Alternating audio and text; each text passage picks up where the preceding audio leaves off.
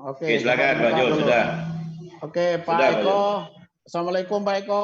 Pak Zul. Ketum ada di sini. Ya, halo Pak Eko. Ya, Assalamualaikum. suara saya dengar Pak Zul? Oke, jelas suara ya. Pak Eko sudah ada ya. Oke, sip, mantap. Berapa orang Pak Syariel yang sudah ada? Ada sekitar 168 orang, Pak. 168 orang. Pak Ali Badarudin sudah masuk di sini. Adakah beliau? Pak Ketum? Ada Pak, ada. Sudah ada. Ada ya. Oke deh. Ada. Nah, nanti oke, kalau begitu nanti langsung saja nanti Pak Soeharto membuka ya, nanti seperti biasa membuka dulu langsung. Mungkin nanti saya pengantar dulu lah 2 menit dari saya. Setelah itu nanti langsung saya serahkan pada Pak Soeharto. Bisa kita mulai sekarang, Pak Eko, udah siap? Siap, Pak. Siap. Oke, baik. Assalamualaikum warahmatullahi wabarakatuh. Baik, Bapak dan Ibu yang saya hormati dan saya banggakan, selamat pagi menjelang siang. Terima kasih kita sudah bertemu kembali di seminar DPP Forum PLKP. Ini adalah merupakan pertemuan yang keempat kalau nggak salah.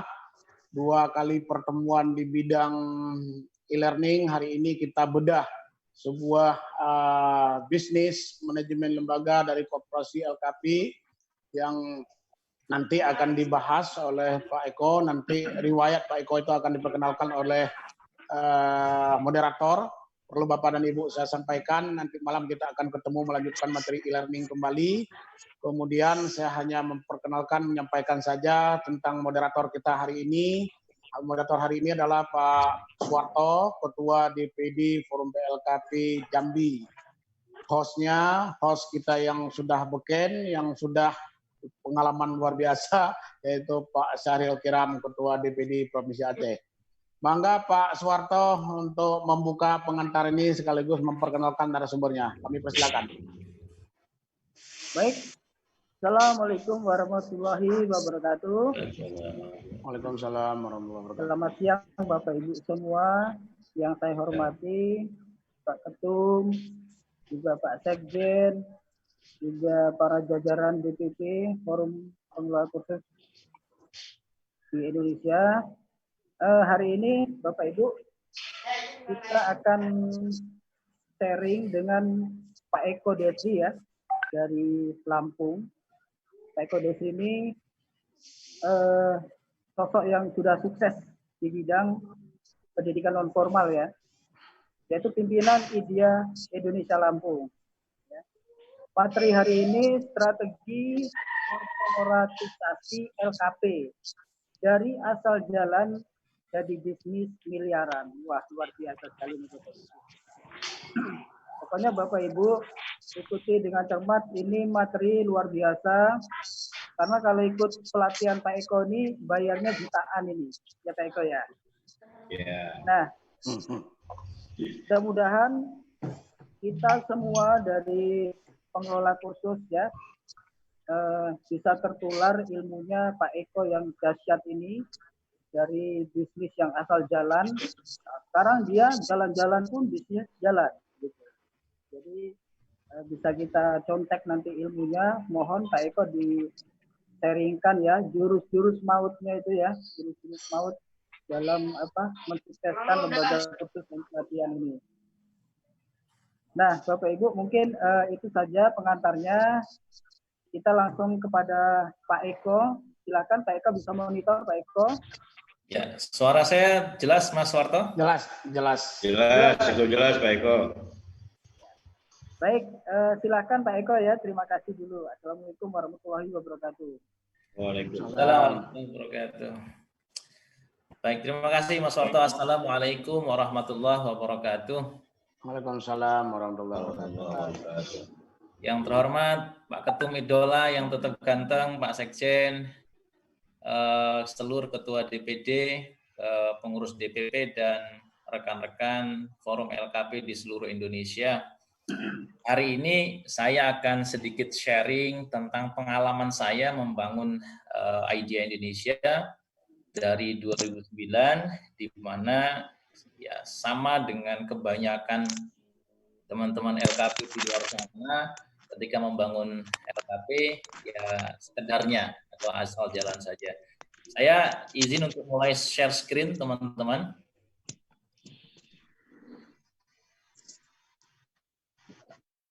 Oke.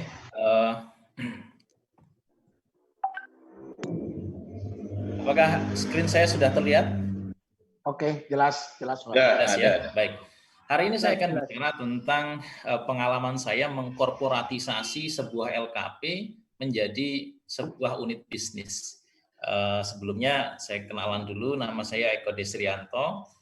Ada 5 perusahaan yang sekarang ada di bawah kendali saya dalam operasionalnya. Yang pertama ada namanya PT Idea Indonesia, Idea Asia Investama, itu adalah holding, di mana saya sebagai presiden direktur di situ. Kemudian yang kedua ada Idea Indonesia Academy. Ini adalah PT yang membawahi LKP Idea Indonesia. Jadi LKP itu Bapak Ibu boleh didirikan oleh sebuah PT. Jadi tidak hanya didirikan oleh perorangan. Kemudian yang ketiga yang bergerak di bidang property and development atau developer itu ada Idea Indonesia Propertindo namanya. Jadi kami juga bergerak di bidang property and development. Yang kemudian berikutnya adalah kami juga bergerak di bidang operator hotel. Jadi karena kami itu LKP-nya LKP pelatihan perhotelan, nah Idea Indonesia ini juga bergerak di bidang operator and consultancy untuk bidang pelatihan, bidang perhotelan dan restoran atau hospitality pada umumnya.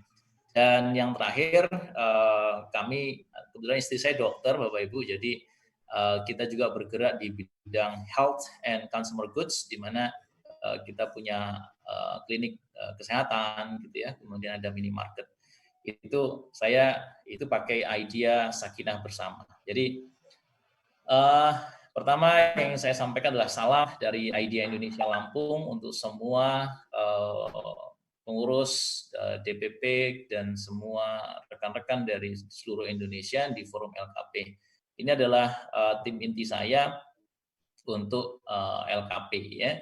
Kemudian yang berikutnya sekedar perkenalan bahwa tahun 2015 ketika itu saya masih melaksanakan atau menyelenggarakan LKP itu dengan ala kadarnya gitu Bapak Ibu ya. Jadi saya juara harapan 3 apresiasi lembaga berprestasi tingkat nasional dari Mendikbud ketika itu di Bandung sama Mas Warto juga kalau nggak salah. Kemudian 2016 itu juara 2 pengelola LKP tingkat nasional di Palu, itu juga sama Mas Warto. Mas Warto ini luar biasa sama saya, udah di mana-mana bareng terus. Kemudian yang ketiga itu kemarin terbaru adalah di 2019 kita juara 1 nasional apresiasi lembaga berprestasi dari Mendikbud. Ini di Makassar. Nah, kita harus mulai dengan satu pertanyaan, Bapak. Korporatisasi bisnis LKP.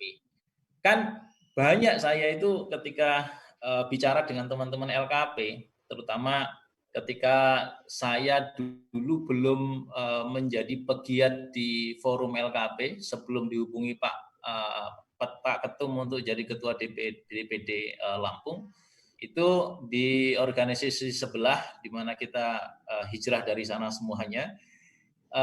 Ketika saya bicara tentang ayo LKP itu harus di-mindsetkan sebagai sebuah perusahaan.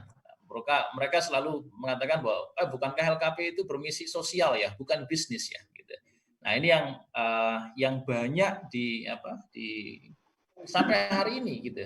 Tetapi ketika saya tanya, bukankah kalau ada program bantuan pemerintah kita berbondong-bondong mengajukan proposal? Saya bilang gitu. Jawabannya kebanyakan iya. Yang kedua, bukankah kita ingin jumlah peserta kursus kita meningkat?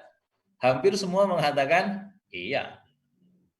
Kemudian, bukankah kita mengenakan biaya kepada peserta yang mau ikut pelatihan atau kursus di tempat kita? Semua bilang iya, nggak ada yang menggratiskan sama sekali, kecuali dapat bantuan dari pemerintah.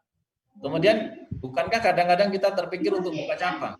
Oh, ternyata iya. Hanya orang yang pengen buka cabang atau pengen buka apa gitu. Ternyata iya juga jawabannya. Bukankah kadang-kadang kita perlu pinjaman dana dari pihak lain? ternyata ini dialami banyak orang. Dan terakhir, bukankah jika ada yang mau memberi dana untuk mengembangkan LKP, kita mau, gitu. Makanya, oh iya juga, kalau ada yang mau, kita mau aja, gitu. Nah, artinya kalau banyakkan dari jawaban ini adalah maka LKP is a business, gitu.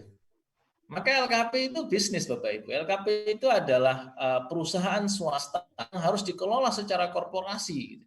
Karena kalau kita mindset-nya adalah ya LKP itu kegiatan sosial, gitu ya. Kemudian ya ada bantuan dari pemerintah, mengharapkan dari orang lain, kita jualnya ya kalau bisa jual 100.000, 200.000. Sebagai informasi, Idea Indonesia itu jual program dengan 20 gitu. Jadi kita ingin sampaikan kepada teman-teman semuanya bahwa karena kami sejak awal memang membuat LKP itu as a business, bukan sebagai lembaga atau yayasan sosial. Nah, maka dan saya tanya kepada teman-teman tentang pertanyaan-pertanyaan ini, oh ternyata semuanya hampir mengatakan iya, pengen jumlahnya siswanya banyak, iya, pengen buka cabang, iya, pengen macam-macam, iya. Oh ternyata kalau semuanya iya, sama berarti dengan saya. Persamaannya adalah kita sama-sama melakukan atau menjalankan sebuah bisnis. Baik, saya ingin bicara tentang sekilas tentang Idea Indonesia. Idea itu saya dirikan tahun 2009, dikelola asal-asalan sampai 2016, Bapak Ibu. Dulu di 2010 saya itu ngajukan kredit itu hanya dapat 70 juta, itu pun dari BPR. Ya. Kemudian setelah itu 2014 saya ngajukan lagi kredit, dapatnya hanya 350 juta, itu dari Bank Umum. Di 2017 saya bertransformasi. Di 2017 saya bertransformasi dari pengelolaan yang asal-asalan menjadi sistem korporasi. Nah, apa yang terjadi Bapak Ibu? Di pertengahan 2018 dengan mudah saya dapat kredit 1,5 miliar dari Bank Umum. Gitu. Kemudian di 2019 kemarin saya bertemu dengan partner strategis untuk pengembangan 10 cabang. Ya, kalau di Idea itu mengembangkan cabang rata-rata sekarang harus menyiapkan 1,5 miliar Bapak Ibu. Kalau 10 cabang ya kita bisa hitung sendiri. Kemudian di April 2019 saya mendapatkan dana investasi dari investor ini, satu perusahaan investasi di Jakarta, perusahaan cukup besar, itu yang jumlah investasinya kepada Idea Indonesia itu digit. Jadi sudah puluhan sekian miliar. Kemudian di Maret 2020 kemarin Bapak Ibu, kalau kita kemarin itu tanggal 16 ya, atau pertengahan Maret itu kita sudah lockdown atau sudah mulai, bukan lockdown ya, tapi working from home. Mulai ada himbauan dari pemerintah untuk social distancing segala macam. Alhamdulillah saya pada tanggal 26 Maret itu masih menandatangani sebuah investasi besar yang jumlahnya juga puluhan miliar. Nah, salah satu yang menjadi proyek kita saat ini adalah dengan investor-investor kita ini adalah mengakuisisi 10 hotel bintang 3 dengan nilai triliunan. Jadi kita sekarang sedang melakukan pendekatan dengan beberapa owner hotel yang sudah kita cocok gitu ya, lokasinya cocok, fasilitasnya cocok, jumlah kamarnya cocok gitu.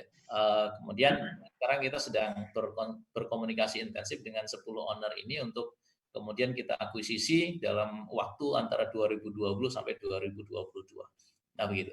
Nah, jadi itu nilainya triliunan Bapak Ibu.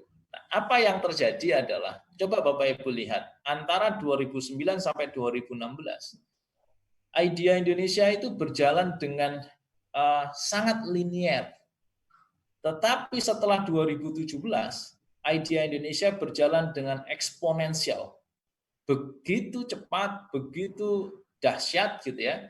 Dan itu bukan karena pengelolanya saya yang hebat, bukan. Tetapi ada satu rahasia Bapak Ibu yang akan saya sharingkan ke Bapak Ibu semuanya. Kalau Bapak Ibu pengen bisnisnya itu menjadi dahsyat. menjadi hebat gitu. Nah, apa itu? Yang pertama saya ingin sampaikan dulu sekarang Idea Indonesia itu keadaannya kayak apa gitu ya Bapak Ibu ya. Ini adalah our Idea Grande Hotel, kita membangun hotel sendiri Bapak Ibu. Ini ada 55 kamar dengan 16 meeting room, 1 ballroom, lobby dan restorannya. Kemudian ini kamar kita, kamar hotelnya. Kemudian meeting room-nya seperti ini Bapak Ibu. Dan sebagai informasi ini Pak Ketum dan Pak Sekjen yang mengawali mengawali peletakan batu pertama Peletakan. Pak Sekjen. Ya, kemudian ini dan kita juga punya computer laboratory di mana anak-anak Idea Indonesia itu juga harus diwajibkan menguasai sistem di hotel, maka kita punya laboratorium sistem perhotelan dan restoran. Kemudian ini ada grand ballroom kita. Jadi Pak Ketum dan Pak Sekjen nanti kalau mau ngadakan Rakernas. Monggo Pak, di Lampung dong. Siap.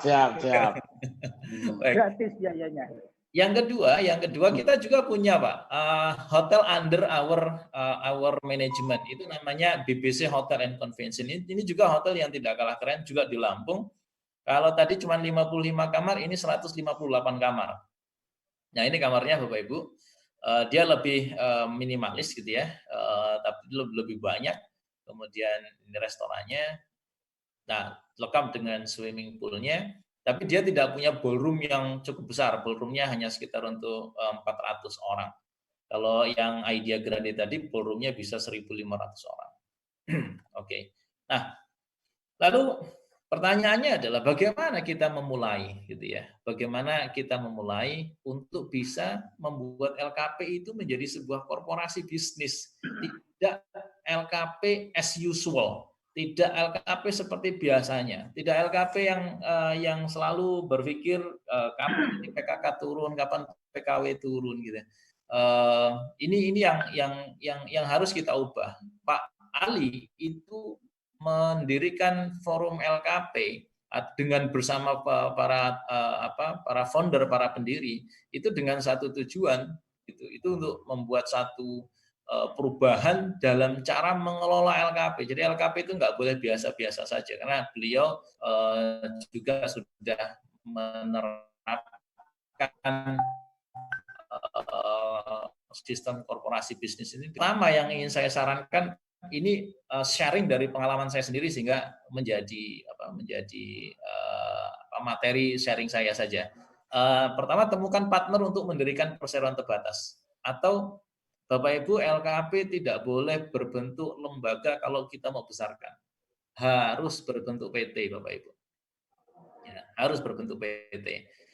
Siapa partner yang perlu kita cari? Pertama, pemodal besar. Nah, ini kalau ketemu pemodal besar itu tentu tempatnya bukan di forum LKP. Kalau saya katakan tempatnya bukan di forum LKP. Maka Pak Zul kalau kita lihat itu berkomunitas di Kadin, di HIPMI, di segala macam. Wah itu tempatnya ikan-ikan besar itu Pak Zul. Jadi memang sudah tepat itu bahwa teman-teman LKP itu tidak boleh hanya aktif berkutat forum LKP saja. Karena forum LKP menjadi komunitas yang sangat positif, tetapi di sisi yang lain kita perlu untuk mendapatkan banyak sekali share dari banyak orang di luar sana yang tentunya punya modal lebih besar daripada kita. Atau kalau kita belum ketemu, cari teman yang punya pengalaman untuk membesarkan PT. Gitu.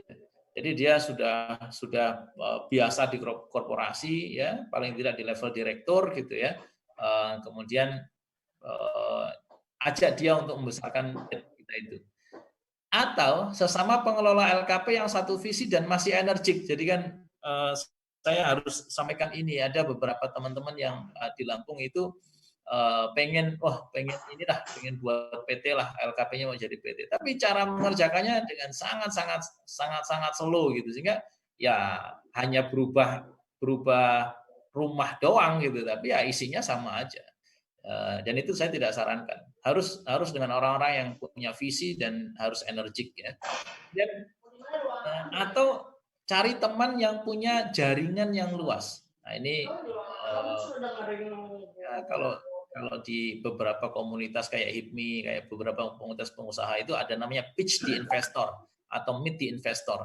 Nah itu di mana event-event investor-investor pada datang. Tapi bisa juga nanti Pak Ali ini menyelenggarakan waktu Mukernas itu langsung pitch di investor, undang investor-investor besar, nanti LKP-LKP yang punya visi untuk kemudian mempresentasikan visinya dalam waktu 5-10 menit untuk mendapatkan investasi besar.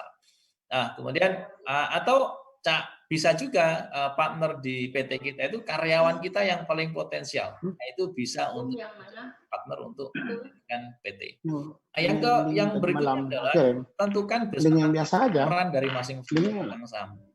Bapak Ibu, saya melihat begitu banyak orang yang biasa kemudian pisah ranjang atau joint venture-nya bubar gitu.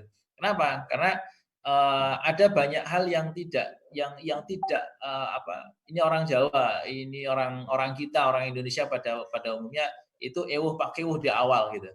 Nah, sehingga kita tidak punya konsultan hukum, ya kita tidak mau berbicara tentang hukum gitu. Ya akhirnya dari situ banyak yang tidak jelas. Nah, karena tidak jelas ini kemudian akhirnya banyak masalah. Tentukan siapa yang direktur, siapa wakil direktur, siapa komisaris. Sebagai informasi, PT itu minimal didirikan oleh 3 orang, Bapak Ibu. Dan jangan istri kita atau suami kita ya. Saya sarankan untuk tidak melibatkan suami atau istri di bisnis ya walaupun orang bilang enaknya kalau umpamanya dengan istri sendiri gampang diatur atau suami sendiri gampang diatur. Tapi saran saya cari salah satu dari yang lima hal yang saya share di atas tadi. Kemudian tentukan besaran saham. Kita ini perusahaan mau digedein segede apa, maka sahamnya berapa. Kemudian pembagian peran dalam operasional dan pengambilan kebijakan. Jangan sampai bertumburan, jangan sampai bertabrakan. Harus ada 1 matahari, tidak boleh ada 3 matahari. 2 matahari aja tidak boleh, apalagi 3 matahari. Siapa yang harus mengambil kebijakan tentang apa? Namanya wakil direktur ini khusus mengambil kebijakan tentang administrasi dan keuangan. Kemudian direktur utama itu mengambil kebijakan tentang pengembangan bisnis, operasional, dan SDM. Ya sudah, kita harus percaya bahwa pembagian itu berdasarkan pada kesepakatan awal, dan itu harus tertulis, Bapak Ibu. Tidak boleh tidak. Jadi sebelum kita mendirikan PT, orang-orang yang akan kita ajak mendirikan PT itu harus sudah diberikan sebuah perjanjian, namanya perjanjian pra pendirian, di mana di situ harus semua sudah jelas. Jadi tidak boleh tidak jelas. Nah, kemudian tentukan modal dasar, modal ditempatkan, dan modal disetor. Nah, ini modal dasar itu adalah kesepakatan, namanya 3 orang masing-masing berapa gitu. Itu kesepakatan modal dasar. Modal ditempatkan itu adalah modal di mana orang sudah oke, saya sanggup untuk menempatkan modal sekian gitu. Modal disetor itu adalah modal yang Bapak Ibu setorkan ke bank. Nah, ini minimal 25% dari total modal dasar dari yang disepakati, Bapak Ibu semuanya. Nah, ini adalah detailnya begitu. Ya, ini sambil melihat Pak Ali sedang makan sarapan pagi ya. Oke, selanjutnya adalah tentukan jenis-jenis usaha yang akan dilakukan PT. Karena nanti Bapak Ibu akan ditanya oleh notaris, ini PT mau bergerak di bidang apa? Gitu.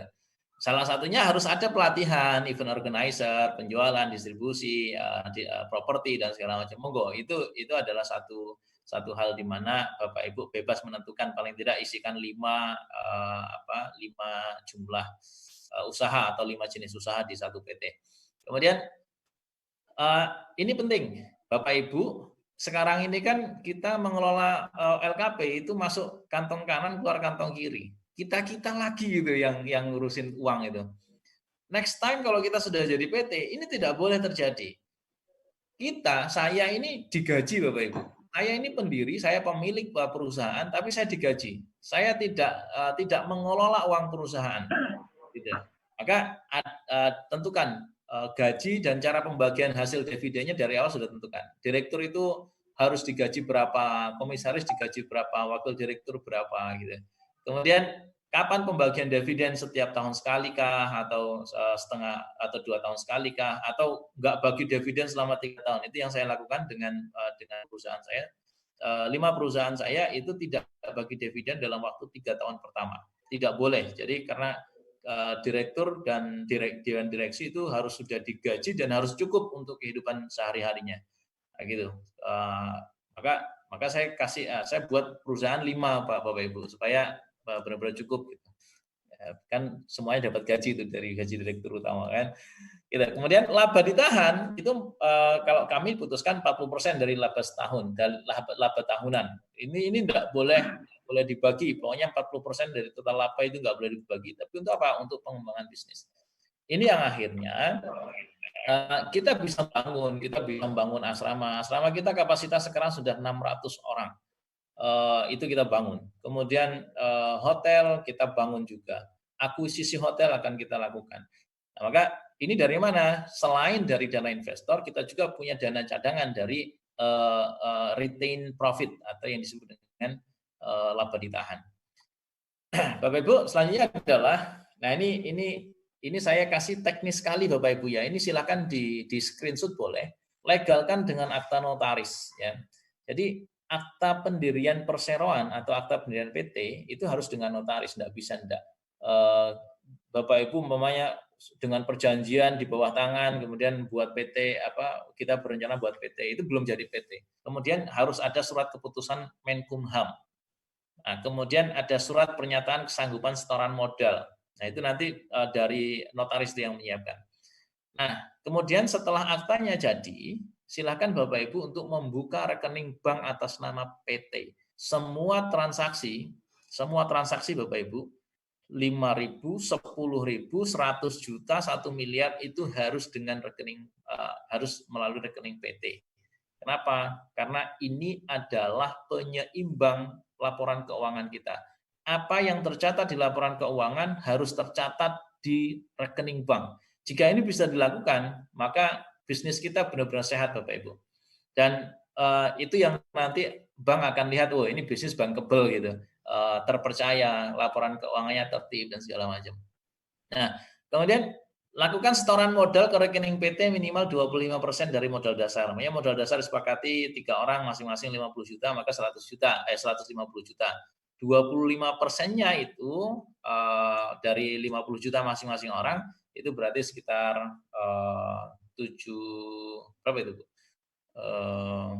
juta atau berapa itu ya kalau 50 juta.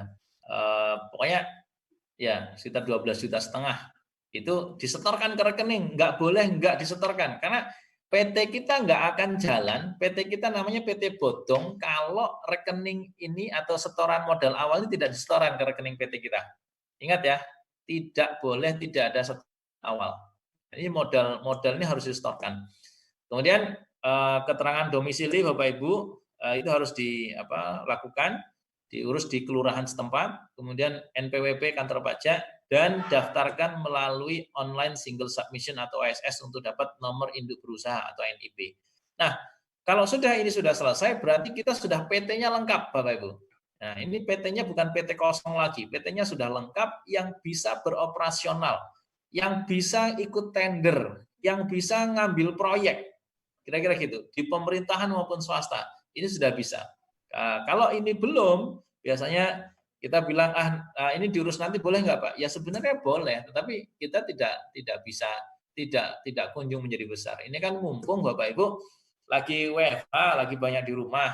Nah ini sepertinya ini bisa segera dilakukan, segera buat PT aja. Kalau enggak ada pihak lain, udah kita sendiri dengan karyawan kita.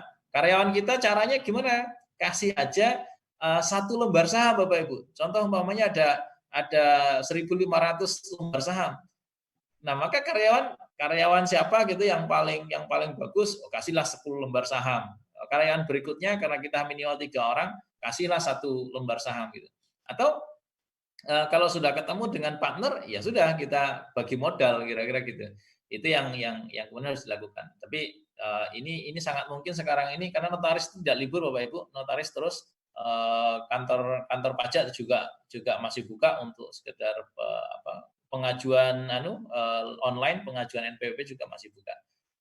Nah, Bapak Ibu, ketika sudah PT, berbentuk PT, apa yang saya lakukan? Yang saya lakukan dengan tim adalah fokus pada 2 aspek utama di perusahaan. Yang pertama adalah administrasi. Perizinan, kontrak kerja karyawan, BPJS, kemudian kontrak-kontrak kerja dengan pihak lain, kemudian legalitas dengan masyarakat, itu semuanya ini harus diselesaikan dulu nih. Kalau ini selesai Bapak Ibu, kita jalannya itu enteng gitu. Jadi tidak ada hambatan macam-macam. Saya dulu 2018 waktu mau mulai bangun hotel itu, waktu Pak Ali sama Pak Zul datang itu, tidak lama dari itu langsung diliput koran, Pak. Kenapa? Karena dianggap perizinan kita belum lengkap gitu. Maka langsung diliput koran. Tapi ya karena perizinan kita sudah lengkap, ya akhirnya kita langsung bisa mengkanter dengan rilis koran yang lain sehingga selesai masalahnya, tidak ada masalah. Tapi kalau seandainya perizinan tidak lengkap, maka Bapak Ibu bisnisnya akan diganggu oleh preman, diganggu oleh mohon maaf kadang-kadang ada LSM yang nggak benar gitu. Kemudian wartawan yang nggak punya koran atau wartawan yang punya koran yang nggak kenal dan nggak suka sama kita, maka sebaiknya proses aspek administrasi ini diselesaikan lebih awal. Yang kedua adalah aspek keuangan.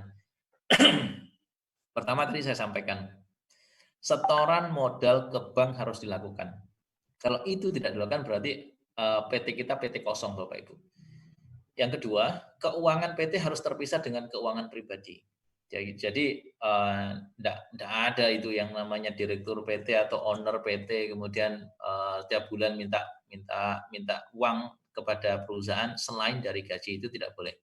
Kemudian kekayaan PT harus dibalik nama atas nama PT. Contoh banyak begini, Bapak Ibu bangun kayak Pak Zul kemarin bangun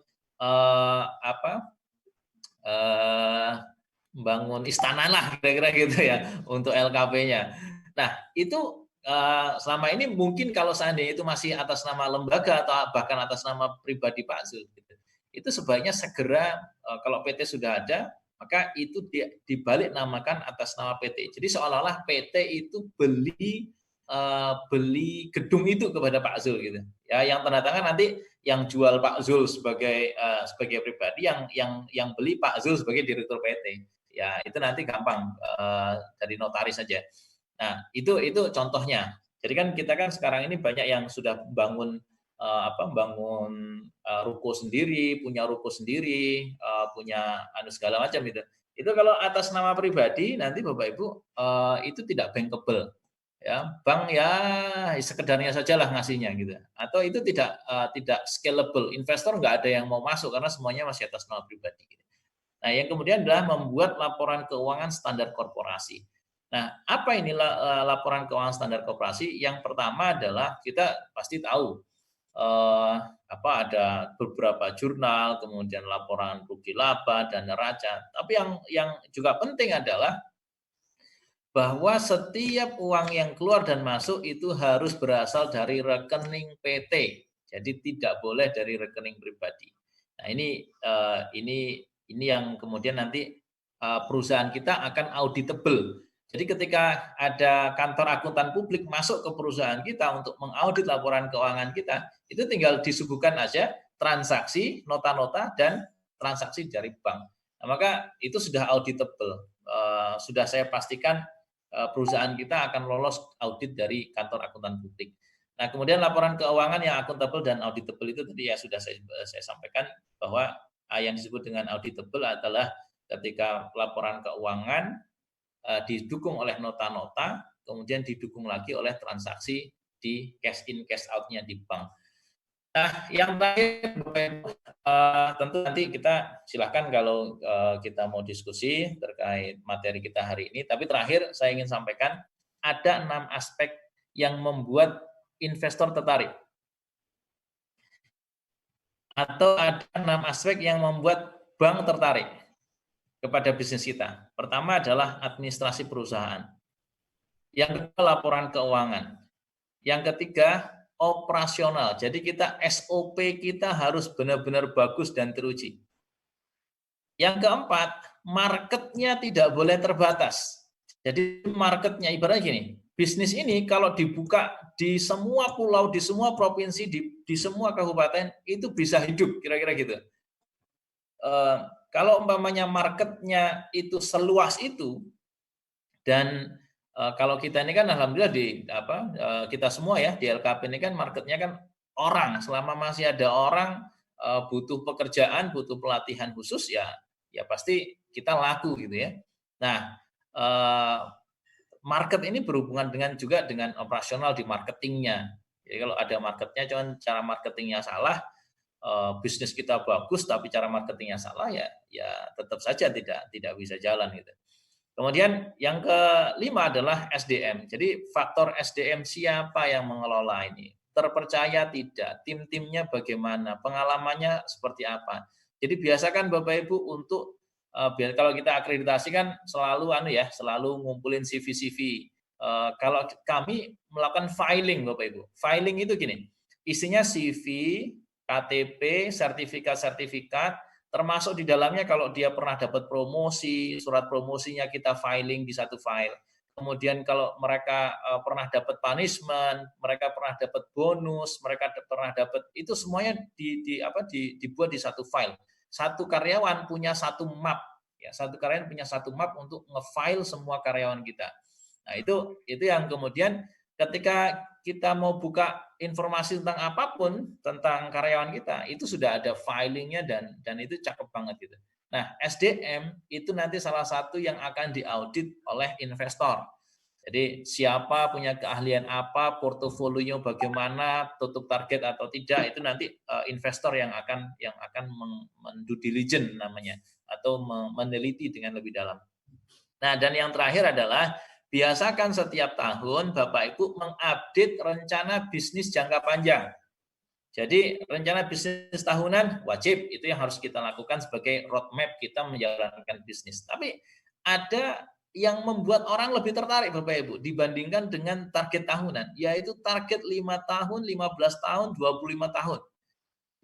Itu harus disuguhkan dengan sedemikian rupa. Saya sendiri di 5 perusahaan saya itu selalu memiliki mengupdate ya, setiap tahun itu mengupdate rencana bisnis jangka panjang. Dan ketika ada investor atau bank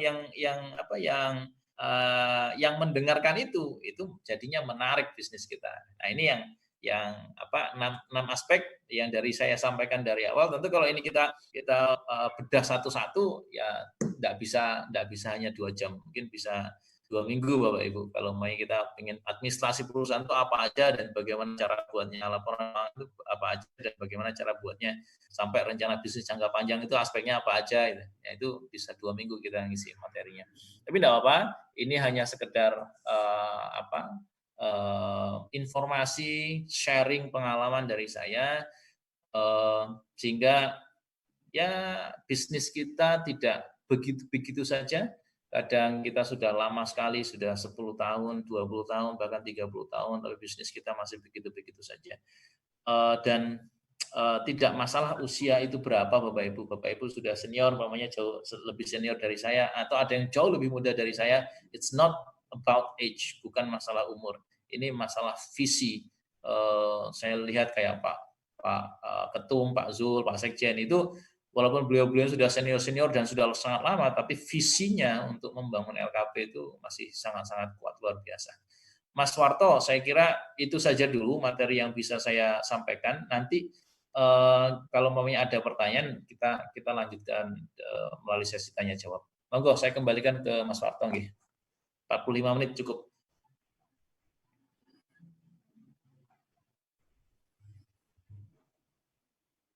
Oke, halo Pak Suhad. luar biasa. Ya.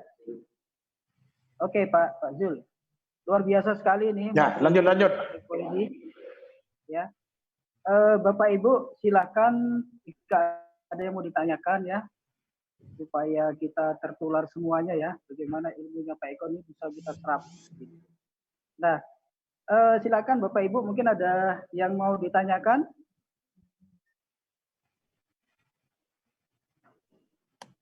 Dari mana, sebutkan Bapak Ibu ya, dari mana, dari provinsi mana gitu, pertanyaannya silakan langsung kepada Pak Eko.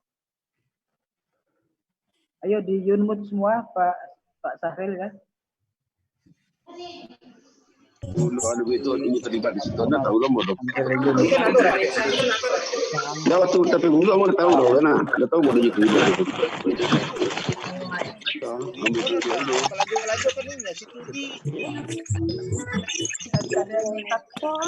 PPT-nya Pak Eko bisa di-share nanti Pak Eko ya.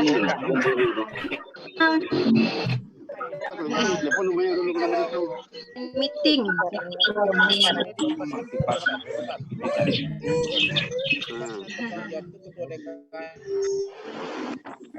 Halo, Mas Warta, Mansur dari Samarinda mau nanya. Sultra. Mansur dari Samarinda. Mas Mansur, silakan Mas Mansur. Assalamualaikum warahmatullahi wabarakatuh, Pak Eko.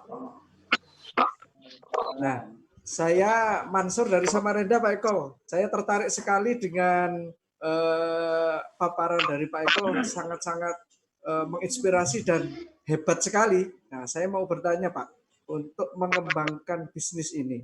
Nah, sekarang itu dan kondisi saat ini yang terdampak oleh virus corona ini. Nah, pertanyaan saya pertama, kira-kira bisnis apa Pak yang bergerak di bidang LKP yang tidak terdampak saat ini?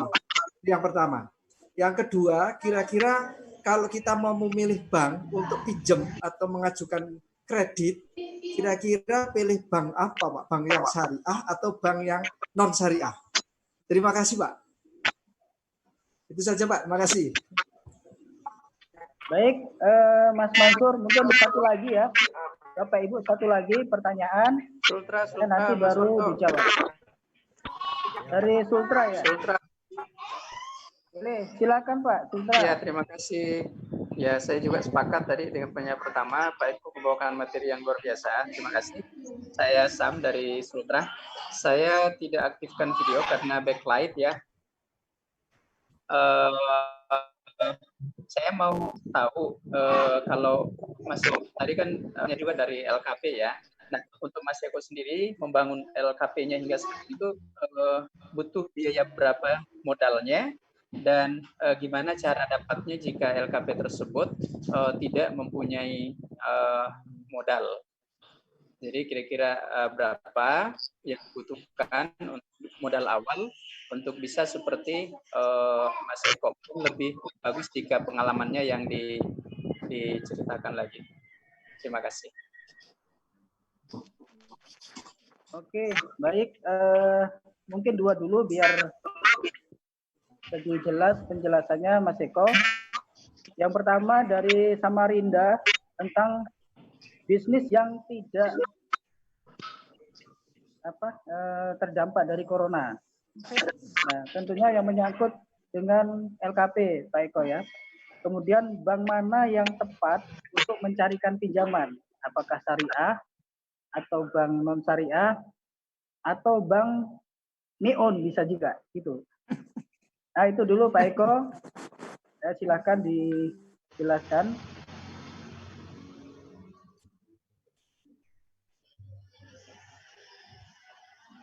Halo Mas Eko. Dimut Mas. Oke. Baik, terima kasih Mas Warto. Pertanyaan pertama dari Samarinda. Bisnis LKP apa yang tidak terimbas oleh COVID-19? Tidak ada yang tidak terimbas pada saat ini. Sama sekali tidak ada yang tidak terimbas. Kemarin teman-teman LKP perhotelan juga pada sharing, biasanya di bulan Maret itu sudah kelihatan berapa ratus siswanya gitu ya. Kali ini banyak yang hilalnya belum pada muncul kira-kira gitu. Nah, tapi saya ingin sampaikan Mas siapa dari Mas Samarinda tadi, siapa Mas Warta namanya? Mas Mansur. Ya. Mas Mansur. Mas, jadi Teman-teman di Lampung, forum LKP di Lampung itu ada beberapa teman-teman yang langsung pivot, langsung melakukan banting setir untuk memanfaatkan ini. Contoh umpamanya ada yang bisnisnya jahit. Bisnis jahit langsung memproduksi kemarin begitu kita ngobrol di awal-awal corona itu, kita ngobrol, Pak, ada yang tanya apa nih bisnis yang bisa dimanfaatkan dari situasi kayak gini? Saya bilang buat masker, masker kain. Dan begitu dibuat sekarang malah bukan hanya masker, APD-nya, alat pelindung dirinya juga sudah dibuat Bapak Ibu, dan setiap minggu ngirimnya ribuan masker dan APD. Nah ini kalau Bapak Ibu ada yang bisnis itu, dan yang melakukan siapa? Yang melakukan adalah anak-anak anak-anak peserta kursusnya. Nah, terus bagi kita sekarang ini apa yang bisa dilakukan kalau kita bukan jahit, bukan konveksi? Saya sarankan Bapak Ibu, sering-seringlah membuka kelas online gratis.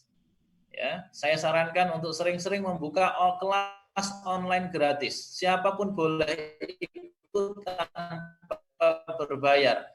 Nah, nanti materinya harus yang bagus-bagus, jangan yang asal kasih materi. Nah, setelah itu di akhir silahkan untuk melakukan promo terhadap LKP kita masing-masing. Jadi, sekali lagi, untuk saat ini revenue kita tidak bisa kita generate dengan cepat, maka yang bisa dulu aja. Salah satunya adalah bisa jualan dan jangan buka kelas online gratisan. Kemudian di akhir kelas sampaikan bahwa kita dan jangan lama-lama kelasnya. Kelasnya setengah jam atau 1 jam saja, bisa kelas teknis, bisa kelas inspirasi. Serui Papua mau bertanya. Nah, maka rekan-rekan nanti silahkan melakukan itu agar bisa tetap eksis di zaman COVID-19 ini. Sebagai informasi Bapak Ibu, jadi kita sekarang berasumsi bahwa orang semuanya lagi susah gitu ya. Orang semuanya lagi susah.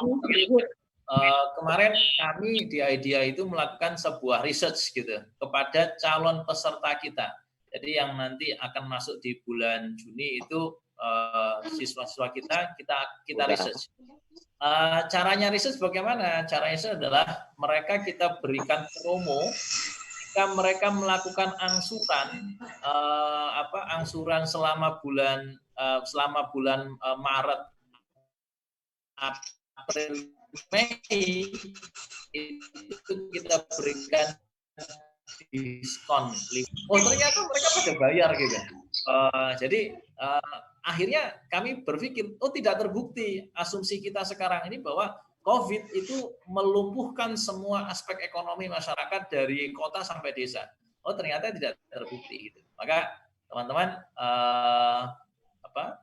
tolong ini 2 hal tadi bisa dilakukan. Yang pertama adalah selenggarakan kelas online gratisan, kemudian kasih promo di akhir. Yang kedua, lakukan research kecil. Promo-promo umpamanya yang daftar selama COVID ini kita gratiskan apa, kita kasih apa, diskon apa, kira-kira gitu. Ya, pertanyaan kedua masih dari Samarinda adalah, kalau kita mau ke bank, itu bank umum atau bank syariah, atau bank MIUN, bank plecet, kira-kira gitu. Kalau saya bilang, Pak, bank yang mau kasih pinjaman aja. Nah, karena ini kan terkait dengan value masing-masing ya, value masing-masing. Bang Mi, jangan-jangan kita punya idealisme, umpamanya saya butuh 28 miliar untuk bangun hotel. Tiba-tiba saya karena pengen ke syariah, saya ajukan 35 miliar, cuman kata mereka nggak sanggup untuk membiayai sebesar itu. Karena saya di kota kecil. Begitu saya ajukan ke bank umum, ternyata mereka sanggup untuk memberikan pinjaman itu. Ya, saya akan pilih bank umum, kira-kira gitu. Tapi kalau kebutuhannya masih kecil, yang bank syariah masih bisa handle, BNT masih bisa handle, atau bank MIUN masih bisa handle, ya monggo. Itu tergantung value masing-masing. Tapi kalau saya Karena ini PT Bapak Ibu, itu bukan pribadi urusannya. PT itu urusannya bisnis gitu, urusan badan hukum yang berbentuk PT. Walaupun kita yang memutuskan. Itulah makanya Bapak Ibu menyiasatinya dengan begitu. Dulu ini sepengetahuan saya Bapak Ibu, riba itu diharamkan karena yang minjemi uang itu orang-orang kaya memberikan bunga yang besar kepada orang-orang miskin. Nah, sekarang itu ya, yang minjem ke bank besar-besar itu PT-PT yang tidak ada milik pribadi gitu. Semuanya milik korporasi, tidak ada yang bertindak sebagai pribadi. Dan yang kalau kita nggak manfaatkan bank-bank dari uang-uang yang kita tabung itu uang di bank, ya yang manfaatkan ya teman-teman kita di sebelah gitu, PT-PT besar di sebelah, ya 9 naga kira-kira gitu ya istilahnya. Jadi ya kita harus partisipasi, manfaatkan dana itu kalau seandainya Bapak Ibu mau. Tapi yang paling penting itu gini, saya dulu Bapak Ibu itu dapat pinjaman kok susah banget itu karena ternyata satu hal, saya nggak pernah kenalan sama orang Bang, gitu. Begitu, makanya kalau umpamanya Bapak Ibu punya agenda ya, punya pembukaan kelas atau apa, yang diundang itu jangan cuman dari dinas gitu. Dinas itu sudahlah, kalau mau datang ya syukur, nggak mau ya sudah apa-apa. Yang justru diundang itu adalah dari bank, ya Bu ya, dari mitra-mitra strategis gitu. Itu yang diundang. Jadi mereka tahu bahwa kita itu punya bisnis bagus. Jangan sekali lagi cara-cara kita, kalau kita buka pelatihan atau kita pembukaan program PKK, PKW yang diundang dinas mulu gitu ya. Ya dinas boleh lah, tetap harus diundang. Tetapi ya sebaiknya, ayo kita switch, mindset kita harus korporasi. Kalau ke depan ya lah PKK PKW itu jadi jadi uang bensin aja lah gitu. Bukan untuk mengembangkan bisnis kita. Oke. Tapi bukan berarti PKK Dari tidak boleh. Serui mau bertanya. Saya sarankan ya boleh-boleh saja tetap mengakses, tapi jangan jadikan itu sebagai langganan untuk mensupport dapur kita. Ya itu buruk sekali. Bisnis kita nggak akan bisa gede. Mana ada dana pemerintah buat kita kaya raya, itu nggak ada. Berapa kan cuma 3 juta, 4 juta, 9 juta kira-kira gitu. Jual program itu kalau bisa 25 juta, Bu. Dari Pak Medi di Wikom Serui Papua mau bertanya. Sebentar. Dari Sultra itu ada pertanyaan dari Mas Sam ya, modal awalnya berapa? Pak, Bu, saya modal awal membangun PT yang pertama itu hanya 200 juta Bapak Ibu. Jadi tidak besar. Kemudian kalau sudah PT yang holding itu memang sudah sangat besar, maka semua PT saya sekarang tidak ada yang di Lampung. Semua PT saya alamatnya di Jakarta Bapak Ibu. Kenapa? Karena kalau di Lampung, saya tinggal di kota kecil, di kota metro. Itu begitu kita punya PT besar gitu ya langsung kelihatan gitu. Kita akan jadi idola baru oleh kantor pajak ya. Tapi ini off the record ya. Nanti kalau ada yang share ini tolong diedit ya. Kemudian nanti sehingga kalau saya pindahkan semua ke Jakarta, karena kalau Jakarta itu ya kita punya kekayaan berapa aja, tetap termasuk kita ini masih belum kaya, karena semua triliuner Indonesia itu rata-rata di Jakarta. Nah itu Mas Sam, berapa modal awalnya? Siapin aja, nggak usah banyak-banyak lah, 200 juta itu cukup untuk membangun sebagai modal di setor ya. Modal disetor dari PT kita. Nah, itu saja. Mas Warto, saya kembalikan ke moderator. Oke. Izin Pak Moderator dari Pak Medi di Wikom Serui Papua. Ya, sebentar Pak ya. Bentar. Baik. Bapak Ibu, poin pertama yang pertanyaan Pak Mansur dari Samarinda tadi, sepertinya bisa kita simpulkan bahwa memberi duluan, memberikan kelas online gratis, itu efeknya luar biasa. Sehingga pesertanya pun akan mempromosikan lembaga kita dengan sendiri. Baik Pak, silakan Pak yang mau bertanya tadi. Dari Pak Medi di Wikom Serui Papua. Izin Pak Moderator. Pak Medi. Bisa langsung nggak? Bisa langsung lihat. Silakan Pak Medi. Harus keluar dulu. Selamat siang para peserta. Selamat siang Pak narasumber, Pak Eko. Kita masuk ke Zoom. Untuk keadaan yang ada, memang sangat berpengaruh sekali dengan Ini kalau nggak salah ada kegiatan yang kita lakukan. Minta maaf, suara saya jelas ya? Iya, jelas. Jelas. Oke. Di sini storeng ada feedback. Ya, terasa sekali pada saat bulan Februari itu peserta didiknya rencana tiap bulan kita ada satu gelombang, ternyata sampai bulan Maret ini cuma satu gelombang, Pak. April ya, sudah, jadi setiap bulan kita dapatnya 4 gelombang sebenarnya setelah April ini, tapi sampai sekarang cuma satu gelombang untuk kelas umum.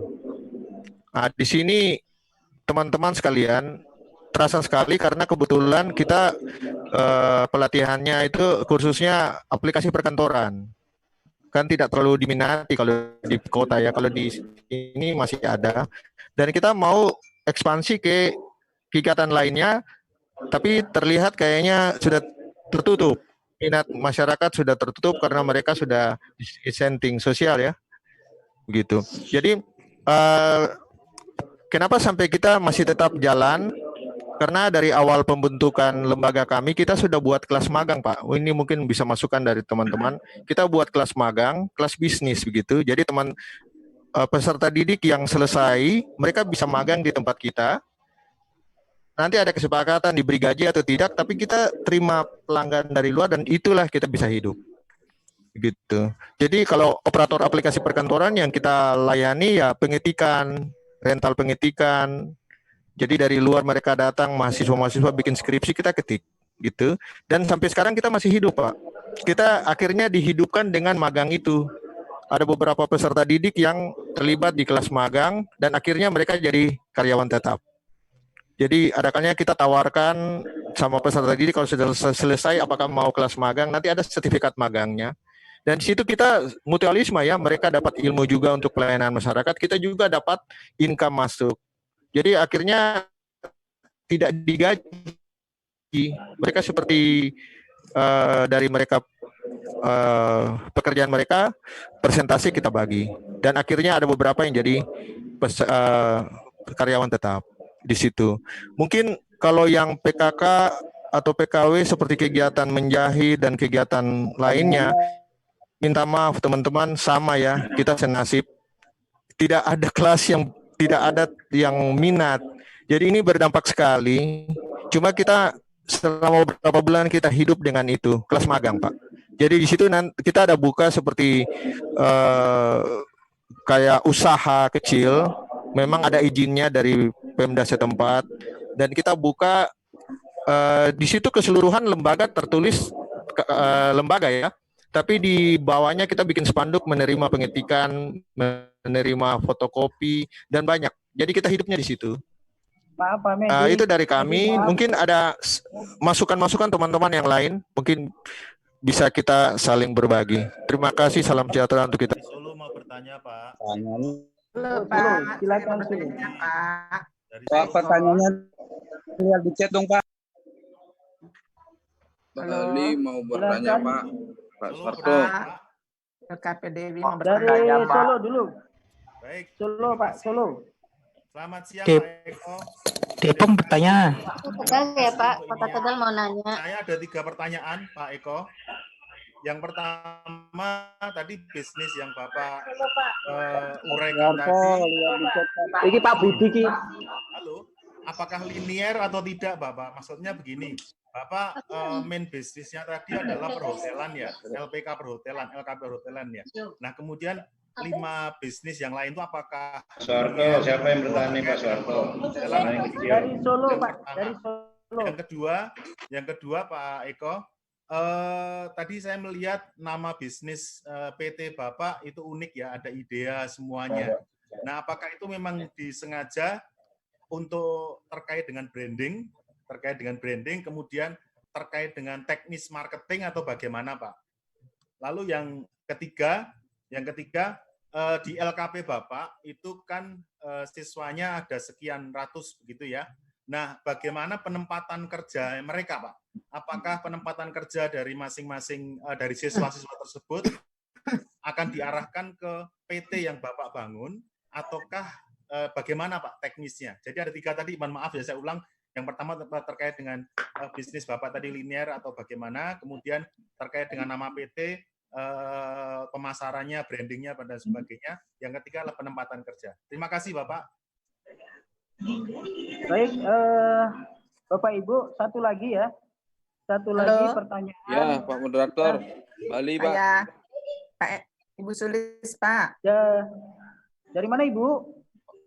Saya dari LKP Dewi, Jakarta Barat, wilayah 1, Pak. Ibu Sulis ya? Iya, Pak. Baik, Bu. Silakan, Bu. Apa pertanyaannya? Ya, terima kasih. Assalamualaikum warahmatullahi wabarakatuh.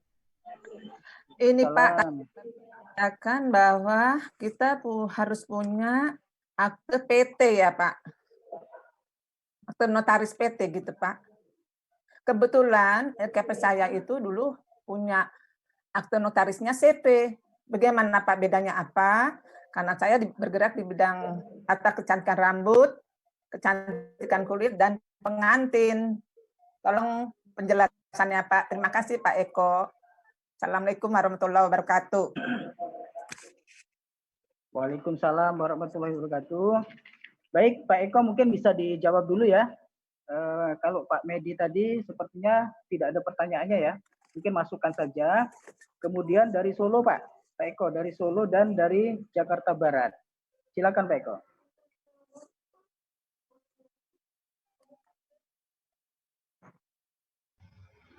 Halo Pak Eko.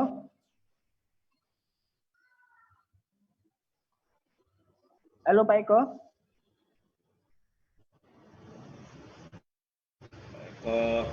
Pak Eko mungkin terputus itu. Selamat siang senior. Bangun Surabaya. Pak Soeharto. Halo Pak Eko bisa.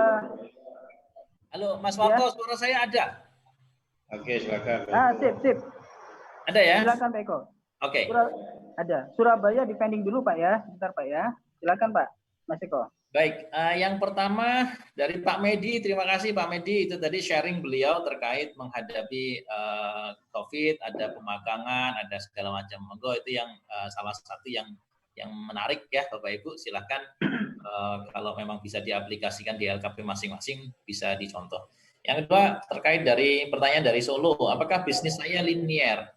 Core bisnisnya adalah pelatihan perhotelan. Yes Pak. Jadi kalau Bapak lihat tadi, saya memulai bisnis itu dari LKP perhotelan, kemudian saya bangun hotel, saya bangun restoran, kemudian saya punya klinik kesehatan. Itu dalam rangka semuanya sebenarnya kita membuat satu sistem integrasi dalam bisnis kita, sehingga satu dengan yang lain itu saling memberikan niche market, Pak. Contoh umpamanya kita bangun asrama. Di asrama ada 600 orang. Kemudian semuanya perlu makan. Maka restoran kita menyiapkan cateringnya. Kemudian mereka butuh tempat belajar. Maka hotel kita menyiapkan meeting room dan segala macam untuk mereka belajar. Kemudian mereka pasti ada yang sakit, ada yang kurang sehat. Mereka butuh obat. Maka kita siapkan untuk klinik kesehatan dan segala macam. Basicnya itu, jadi niche marketnya sudah ada dalam rangka menyelenggarakan mendirikan PT-PT yang lain itu, kemudian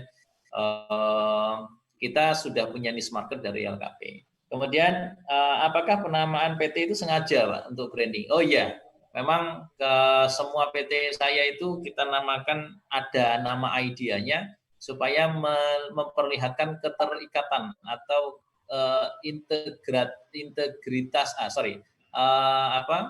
integrated ya, terintegrasi antara satu sama yang lain, itu kelihatan integrasinya bahwa LKP itu punya hotel punya LKP, punya perusahaan yang lain, itu biar saling sama-sama. Artinya begini, kalau seandainya orang itu mau sudah jadi sudah jadi LKP kita gitu ya, sudah jadi LKP kita, ya akan lebih mudah untuk menjadi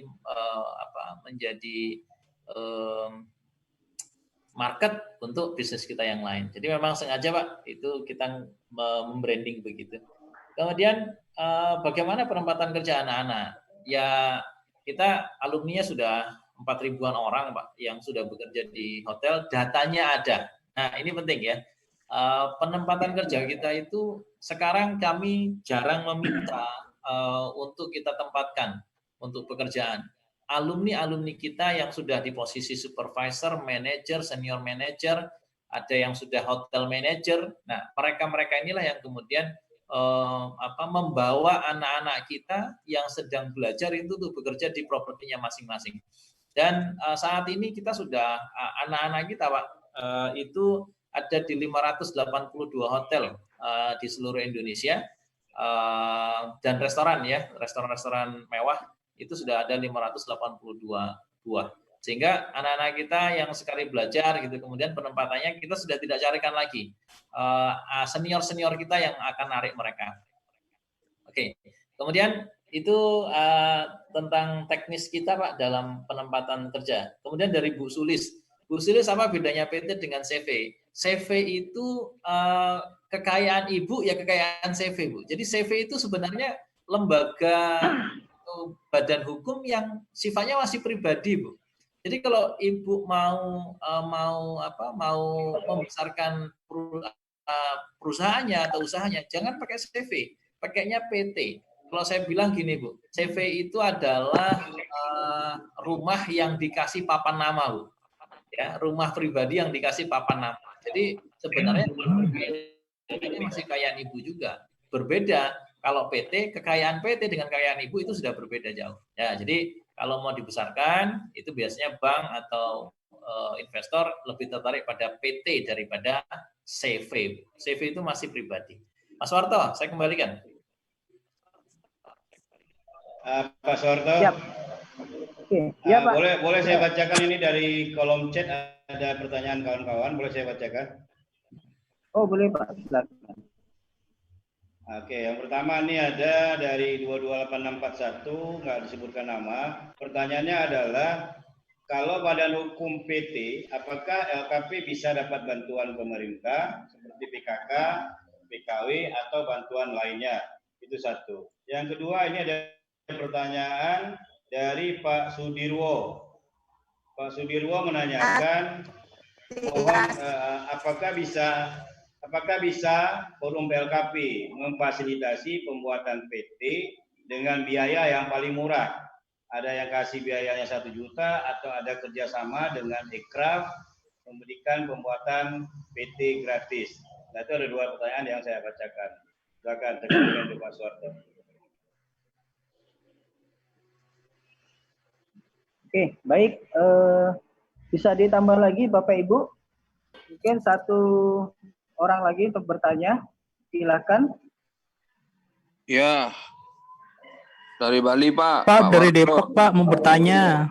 Pak Warto. Sebentar, Bapak. Dari Bali dulu, Pak, ya. Dari Bali. Dari Bali, silakan, Pak. Ya, selamat pagi, narasumber. Baik, Pak Eko. Pak, dari Depok, Pak. Ya. Sebentar, Pak, ya. Dari Depok, sebentar. Kita dari Bali dulu. Oke. Silakan, saya Pak. singkat saja apa yang dipaparkan oleh Pak Eko, yang ganteng, kemudian yang milenial gitu ya. Ya, jadi penampilan milenial ya memang ke depan dengan gurita yang sudah disampaikan, gurita bisnis maksudnya. Kalau gurita goreng kan lain lagi Pak narasumber ya, dan teman-teman yang lain. Pak Eko, mungkin sedikit Pak Eko, masalah cash flow, masalah cash flow, kemudian BIP atau break even point yang diharapkan dalam cash flow itu, mungkin dalam perencanaan Pak Eko dan sekarang udah action, itu berapa tahun atau mungkin ada perhitungan-perhitungan khusus? Karena yang lain-lain kan sudah disampaikan tadi, sudah kami supaya juga bisa di-share pengalamannya dengan katakanlah 1 PT dulu, kemudian muncul PT yang lain dan PT-PT berikutnya. Masing-masing PT itu pulang pokoknya itu artinya break even point-nya tidak untung dan tidak rugi itu berapa tahun? Dengan asumsi bukan COVID, Pak. Kalau asumsinya COVID ya break even point-nya bisa lama, kan begitu misalnya Pak Eko. Jadi terima kasih.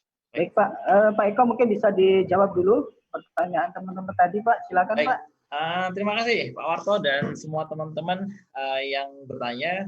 Yang pertama tadi, apakah dari Pak Syahril ya di kolom chat disampaikan, apakah kalau LKP yang memiliki yang di bawah Badan Hukum PT, apakah bisa mengajukan PKK sama PKW? Baik, saya jawab Pak.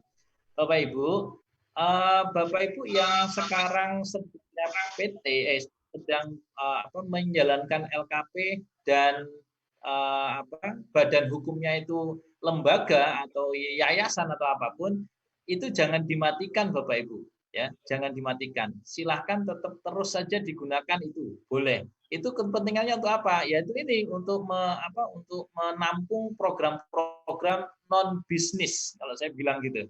Menampung program-program non bisnis, program-program bantuan dari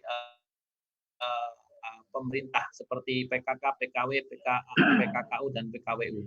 Itu silahkan tidak menggunakan PT, tidak apa-apa. Tapi karena aturan dari Kemendikbud sendiri, Bu, Pak, itu PT boleh mendirikan LKP. Gitu. PT boleh mendirikan LKP. Jadi saya memang pernah dengar bahwa kalau yang berbadan hukum PT tidak boleh mengajukan PKK, PKW dan segala macam.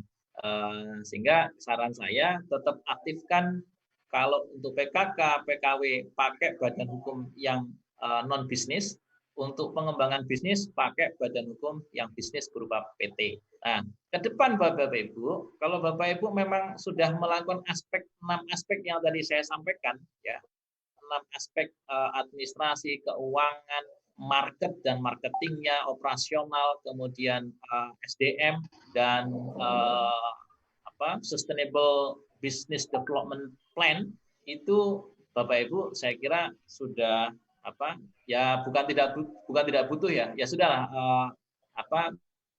jadikan PKK PKW itu hanya sebagai kontribusi kita kepada pemerintah, bantu pemerintah untuk menyelenggarakan programnya, kira-kira begitu. Yang pertama. Yang kedua adalah apakah forum LKP bisa mengkoordinir pembuatan PT? Bapak Ibu, kalau kita mau terjun secara serius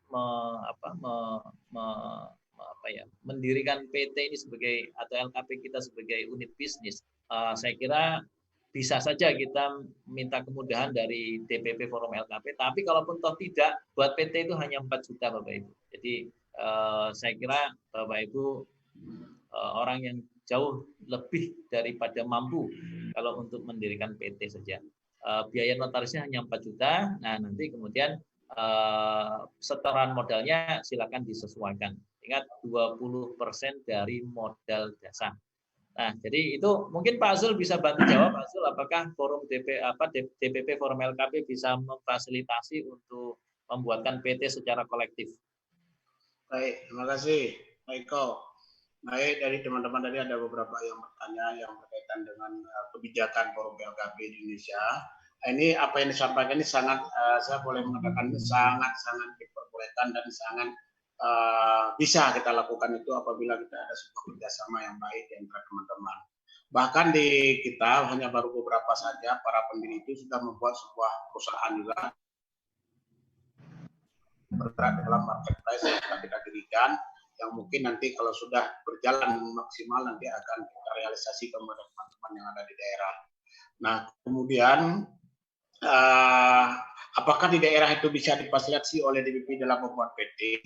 Kalau kita menggunakan atas nama DPP atau menggunakan atas nama forum, itu mungkin di daerah juga bisa melakukan mendirikan PT-nya atas nama para pengurus yang ada di daerah, itu boleh-boleh saja. Cuma kalau kita mengacu kepada yang DPP, ini harus baru kita berikan satu, tapi kita sementara ini masih bergerak dalam bidang aplikasi yang sudah kita launching itu waktu di Taman Mini dulu. Insya Allah nanti kalau misalkan ada teman-teman dari daerah DPD yang ingin membuat PT ada kesulitan, insya Allah kita akan nanti boleh konsultasi nanti Japri dengan saya, insya Allah saya akan coba bantu, karena saya juga di Bandung sendiri ada beberapa PT dan perusahaan saya sendiri yang sudah berjalan baik, bisa sharing dengan teman-teman, kita mengatasnamakan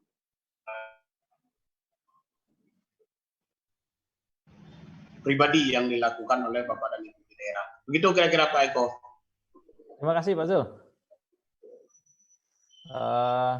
Kemudian saya akan menjawab pertanyaan yang ketiga. Apakah suara saya bisa didengar? Masih jelas.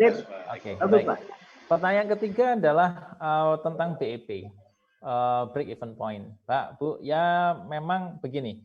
Kalau kita mendirikan PT sementara kita belum punya rencana strategis jangka pendek dan jangka panjang, ya memang harus dirumuskan dulu rencana strategisnya. Kami di setiap PT itu punya hanya 3 tahun Bapak Ibu. Jadi kita membangun hotel, itu kita rencanakan hanya 3 tahun BEP-nya. Gitu. Kita bangun restoran hanya 3 tahun BEP-nya. Alhamdulillah restoran itu malah dalam 1,5 tahun itu BEP sudah kembali, sudah tercapai BEP. Nah kemudian di LKP pun begitu, kita bangun asrama dengan kapasitas 600 peserta, itu kita tetap targetkan BEP hanya dalam waktu 4 tahun. Yang lain antara 3 sampai 4 tahun. Itu kira-kira kalau kita bicara tentang break even point. Dari omset yang kita dapat setahun itu ketika kita kalikan 3 dalam waktu 3 tahun itu sudah bisa mengcover seluruh biaya yang kita keluarkan untuk membangun masing-masing unit bisnis yang tadi saya sampaikan. Baik. Pak Eko, ada tambahan sedikit Pak Eko. Silakan. Tadi saya dengar tadi ada teman-teman dari mana tadi yang bertanya apakah perusahaan PT boleh mengakses program PKW PKK ya kalau masalah tadi. Ya betul sekali, itu untuk mulai dari tahun 2000 berapa ya, baru-baru 3 tahun ke sini lah kalau masalah baru-baru ini, itu sekarang sudah diperbolehkan. Kalau dulu memang harus berbentuk yayasan, kemudian baru boleh mengakses. Mengingat sekarang dengan aturan baru bahwa izinnya pun juga sekarang kan kembali kepada OSS. Nah, jadi artinya ini perusahaan PT pun juga sudah boleh, itu baru sekitar 3 tahun dan mau mengakses program PKW, PKK, semua program yang ada di Kemendikbud, memang di situ ditulis nanti melampirkan akte notaris. Nah, tapi di situ tidak disebut dengan melampirkan akte notaris yayasan gitu, tapi notaris kita PT juga kita memiliki akte notaris. Itu kira-kira Bapak dan Ibu, dan diperbolehkan sepanjang kita sekarang sudah memiliki akte legalitas yang sah, kemudian izin yang dikeluarkan berdasarkan aturan pemerintah dari daerah masing-masing itu memiliki izin, itu kita boleh bisa mengakses. Kira-kira begitu, Pak. Baik, terima kasih tambahannya Pak Zul. Baik. Jadi tidak masalah. Ya. Baik Bapak Ibu, mungkin bisa kita lanjutkan. Masih ada waktu ini untuk bertanya lagi ya. Dari mana silakan Bapak Ibu, sebutkan asal provinsinya. Surabaya. Oh, Mas Cak Nun ya. Cak Nun. Ya. Assalamualaikum Master. Waalaikumsalam Cak Nun. Wah, luar biasa. Saya senang berbagi dengan Pak Eko. Pak Eko, ini saya juga merasakan hal yang sama ya. Saya sudah PT juga. Tetapi memang dalam kondisi saat ini dompet sedang tidak sehat Pak Eko. Nah, maka dari itu mungkin dalam waktu dekat ini mohon dibagi tips dan triknya untuk saya dan kawan-kawan daripada ngajak nangis berjamaah, yuk senyum berjamaah. Mudah-mudahan Pak Eko bisa memberikan tips dan trik dalam waktu dekat ini sebagai obat pilu supaya dompetnya segera sehat. Itu yang pertama. Yang kedua, saya apa yang disampaikan Pak Eko 99,9% saya setuju ya Bapak Ibu. Hari ini kalau Bapak Ibu tidak menggunakan PT, proyek-proyek besar tidak bisa diambil. Itu aja, nanti pas giliran saya nanti saya sambung Pak Eko. Tanggal 2 Mei insya Allah saya. Terima kasih Master, silakan dilanjut. Assalamualaikum. Assalamualaikum warahmatullahi wabarakatuh. Waalaikumsalam warahmatullahi wabarakatuh. Kalau gitu Pak Ketua. Baik, ada lagi Bapak Ibu? Dari mana? Silakan Bapak Ibu yang mau bertanya.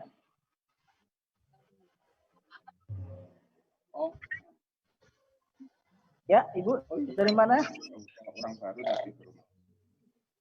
Pak Depok, Depok bertanya nih. Depok. Donanku Oke. ini sambungan internet tidak cukup kuat saat ini. Oke, dari Depok silakan Pak. Ya, Pak Eko. Ya, Pak Eko saya mau tanya nih. 12 kita dijanjani jam 12:30 ya. Silakan Pak, pertanyaannya apa? Ya, saya kan sering nih banget nih stalkingnya punya Pak Eko nih. Saya mau tanya. Terus mulai. Suaranya hilang Mas Haris. Putus, Pak. Ya, Mas Eko. Monggo. Kedengeran. Halo. Ya. Saya pengen tanya nih Mas Eko lah manggilnya lah. Ya. Mengenai nih Midtown Resident Hotel nih yang di Simatupang itu. Ini ceritanya gimana nih? Saya belum dapat update nih. Kalau kemarin kan Cirebon udah dapat ya kan. Nah, ini yang saya kemarin baru ngeliat nih. Keren juga nih Midtown Resident nih. Nah, ini gimana nih Pak Eko ceritanya nih? Bolehlah sharing-sharing ya. Terima kasih itu aja Pak Eko. Assalamualaikum warahmatullahi wabarakatuh. Assalamualaikum. Assalamualaikum. Bapak Ibu ada lagi? Mungkin bisa satu lagi Bapak Ibu ya. Satu lagi pertanyaan, silakan. Bukan. Langsung. Ini nggak berjawab. Langsung saja, dari mana Ibu? Ini lagi berjawab nanti. Oke, kalau belum ada mungkin Pak Eko bisa jawab dulu ya, Ibu. Pak Eko. Nggak Dari dikecap. Surabaya dan Depok. Silakan Pak Eko. Oke. Pertama dari Cak Nun.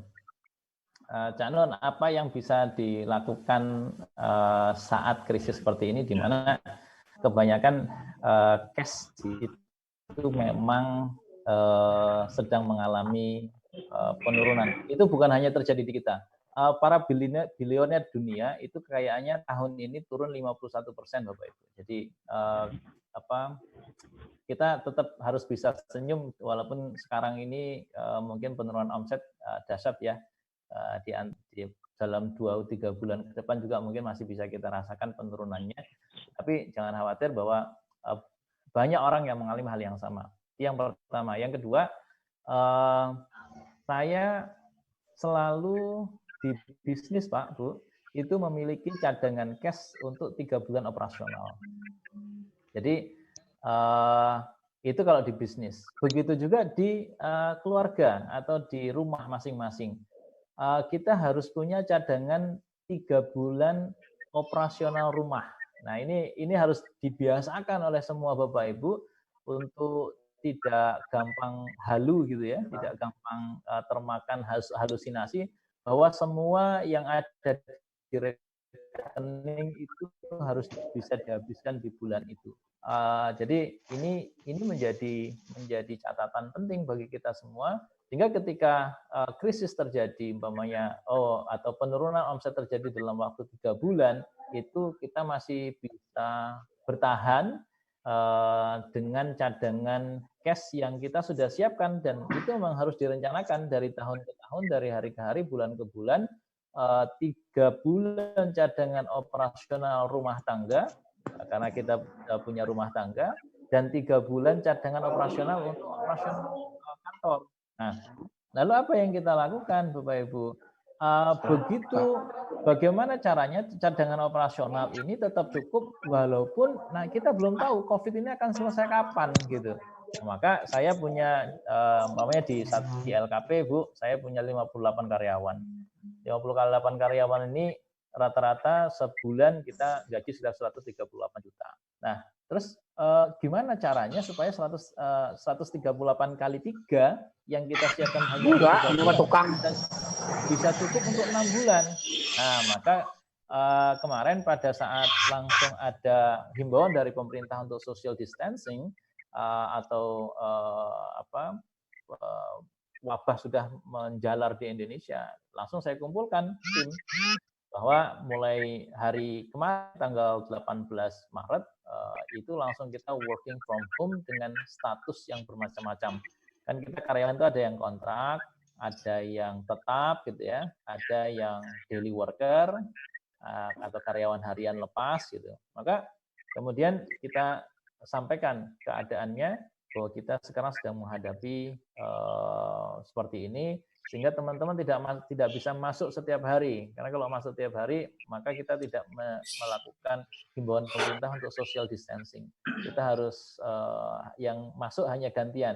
Jadi Bapak Ibu, saya sekarang memperlakukan unpaid leave untuk para karyawan saya, di mana mereka setiap hari itu hanya ada 6 orang yang masuk. Biasanya 58 orang ini masuknya bareng, ini sekarang setiap hari hanya ada 6 orang masuk piket. Jadi kurang lebih mereka akan piket itu 10 hari sekali. Nah, apa yang kita lakukan kemudian?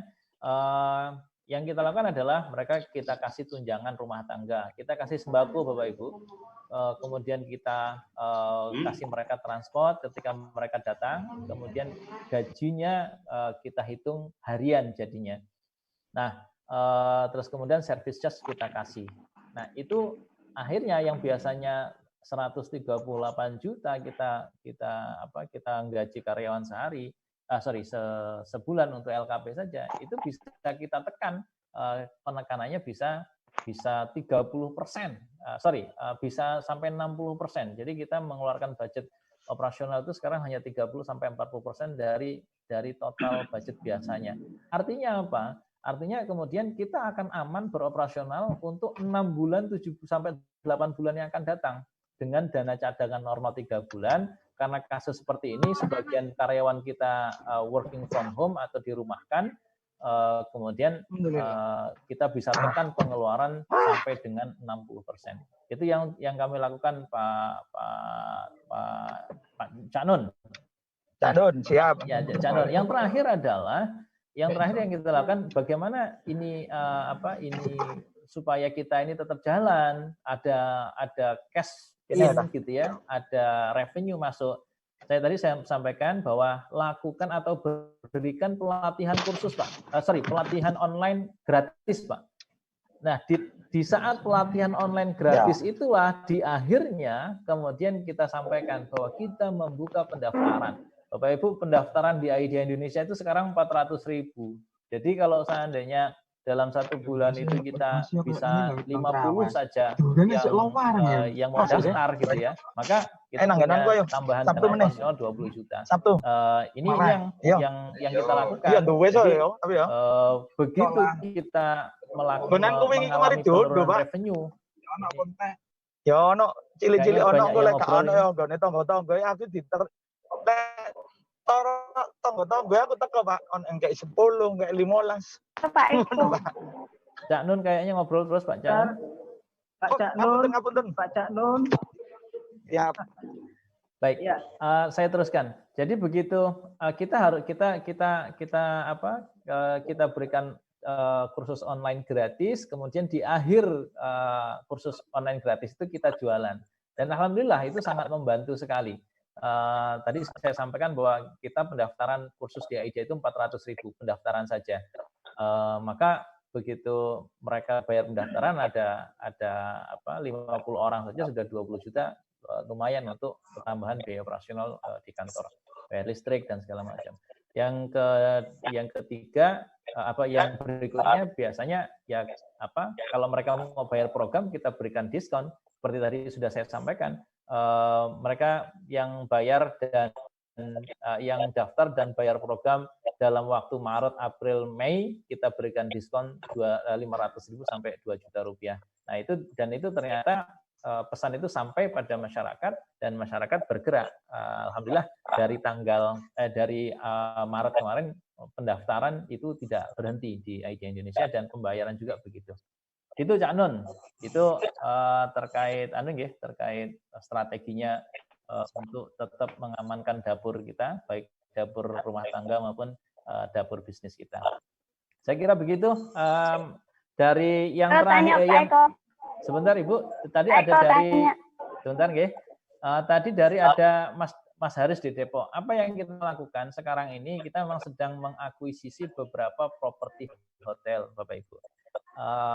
Yang Mas Haris tadi sampaikan adalah Midtown. Nah, kita mengakuisisi beberapa operasional kamarnya Midtown untuk kita jadikan operasional IDEA Indonesia. Nah, di sana nanti kita akan buka kantor operasional, kita juga akan membuka kantor untuk pemasaran operator hotel di seluruh Indonesia. Nah, maka itu yang kita lakukan, Mas Haris ya. Cerita lengkapnya Japri ya. Oke lah, Japri Mbak lah. Iya, halo. Thank Pak you. Eko. Oke, monggo, Izin Ibu. tanya. Silakan Mau tanya. ke Mas Warto, hak monitor. Izin Mas Warto. Tanya ya, perkenalkan nama saya Dwi dari LKP Mutiara, Kabupaten Cirebon. Ya, Pak Eko. Ya, Cirebon, Jawa Tengah, anak buahnya Pak Joko. Ya, Pak, luar biasa. Muda, milenial, bisnisnya. Kalau tidak salah saya mengikuti materi seminar Pak Eko saat digelar karya di Taman Mini ya Pak Eko. Iya. Iya, saat itu Pak Eko membawa staf dan karyawannya banyak sekali, luar biasa. Ya, ini Pak Eko senang sekali ini LKP yang bisnis besar, namun di sini yang mengikuti seminar ini ada dari beberapa yang masih malu-malu baru mau tumbuh seperti itu ya Pak. LKP saya kebetulan di bidang busana, saat digelar karya juga sudah mengikuti fashion show di akhir acara. Terima kasih Pak Zul saat itu memberikan kesempatan. Kemudian yang ingin saya tanyakan Pak Eko, tadi yang disampaikan membuka bisnis yang bisa terintegrasi dengan LKP. Nah, untuk menjahit nih Pak Eko, di sini teman-teman saya banyak yang LKP menjahit mengikuti seminar ini. Kira-kira bisnis apa yang bisa terintegrasi dengan LKP ini? Selain di busana, saya sedang membuka kuliner kecil-kecilan, tapi masih Pak Eko, mohon sarannya supaya bisa lebih baik lagi. Terima kasih Pak Eko. Baik, terima kasih Ibu. Mas Parto, gimana, langsung dijawab atau ditampung dulu?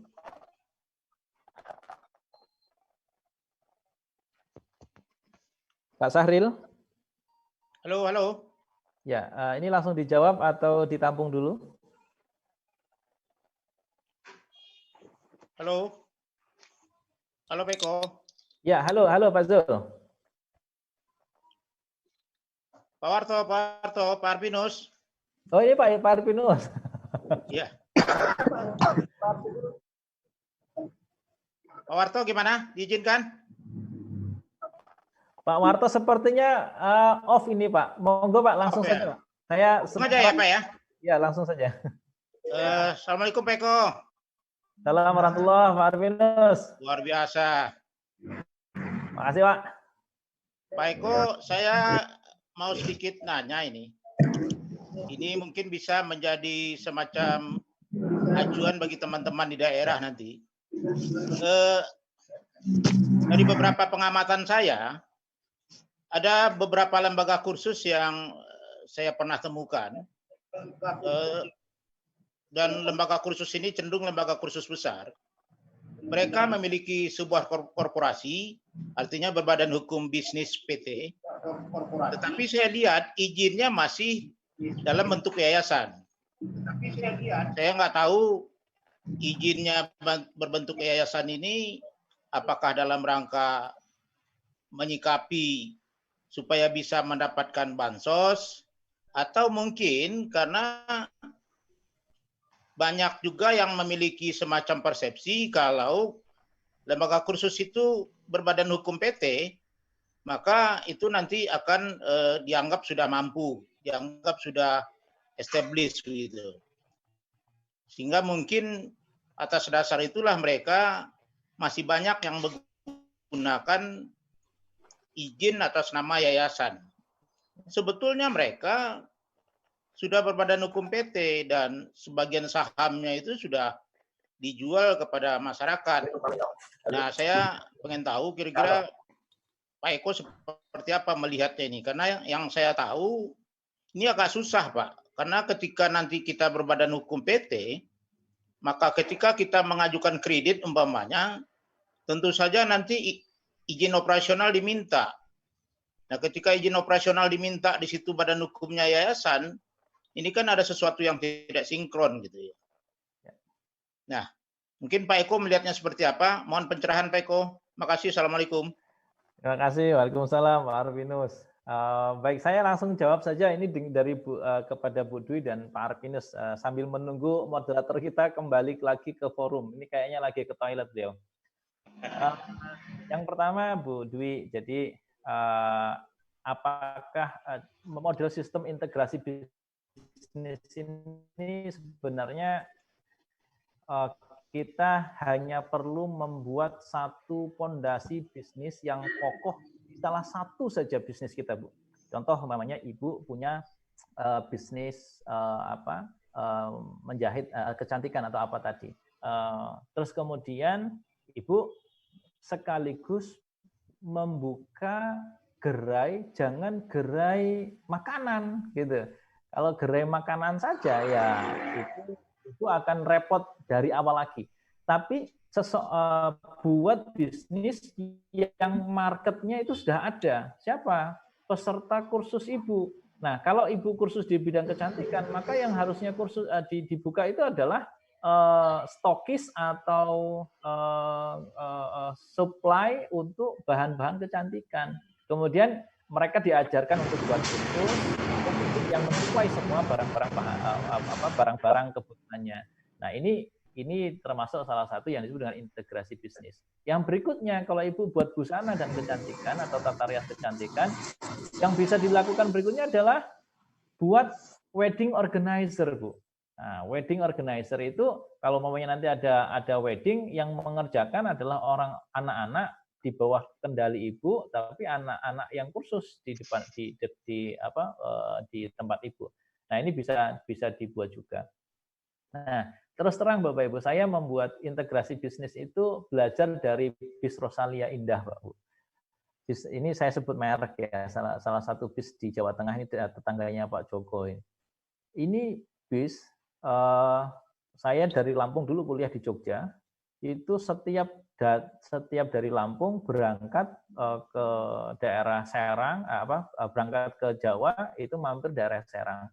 Di situ orang semua turun dan semua makan. Dia siapkan restorannya. Kemudian semua ke toilet, dia siapkan toilet umumnya. Kemudian bis-bisnya itu yang jumlahnya konon ceritanya 200 biji itu tidak pernah mampir di pom bensinnya orang lain. Dia punya bisnis pom bensin. Kemudian kalau mobil-mobilnya rusak, Bu, dia punya bengkel sendiri. Nah, akhirnya dari bis yang awalnya hanya perusahaan transportasi darat ya, berupa bis antar kota antar provinsi, kemudian dia buat restoran, dia buat sebagai informasi konon ceritanya dari kebetulan anaknya ini kuliahnya bareng dengan istri saya. Dari toilet umumnya saja, Bu, setiap hari itu bisa 40 juta. Gitu. Ini dari toilet umum. Nah, maka ini menjadi menarik. Sistem integrasi bisnis itu ketika salah satu bisnis kita sudah matang, kemudian buat bisnis baru untuk mensuplai kebutuhan bisnis core kita. Nah, kalau idea itu siswanya setiap tahun 800, 1000 untuk satu cabangnya. Kemudian kita siapkan mereka butuh makan. Maka kita siapkan restorannya, cateringnya, siap menjadi sistem integrasi bisnis yang kita lakukan sekarang ini. Termasuk kenapa kita akan mengakuisisi bisnis hotel dan restoran, karena anak-anak kita itu butuh penempatan hotel, walaupun sekarang itu sudah 582 hotel yang ada anak kita di posisi supervisor ke atas, gitu ya, yang mereka pasti milih sesama alumni yang untuk dijadikan karyawan. Tetapi kita berpikir ke depan kita harus membuat sebuah langkah antisipatif ketika semakin banyak lembaga pelatihan perhotelan, maka kita harus menguasai bisnis hotel itu juga. Nah, maka itu yang akhirnya menjadi latar belakang kenapa ada 5 PT yang bergerak di 5 bidang yang semuanya saling memiliki keterkaitan. Yang kedua Pak Arvinus terkait PT yang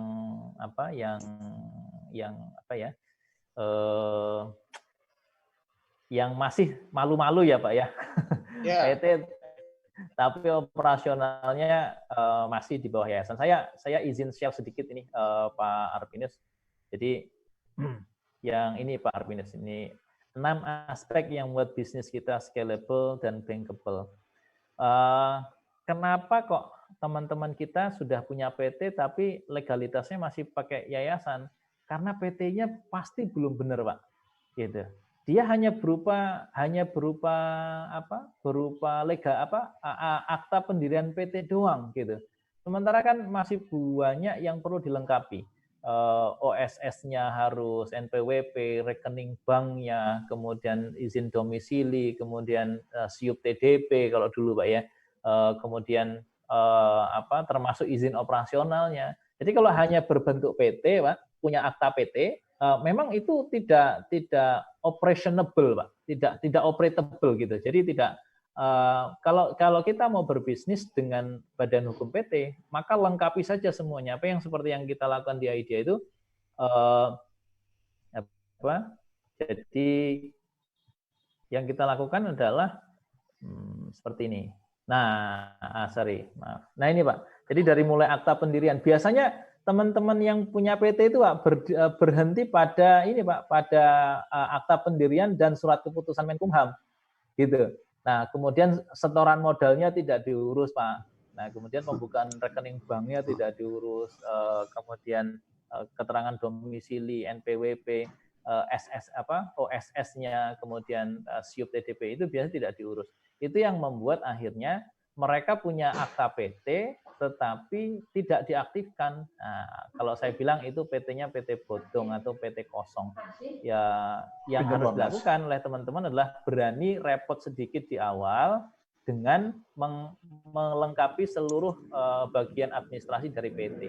Mungkin itu Pak Arvinus, monggo. Ya, saya sejalan dengan pemikiran Pak Eko, tapi ini bukti empiris yang saya temukan itu justru kursus dalam tanda petik kursus besar, Pak.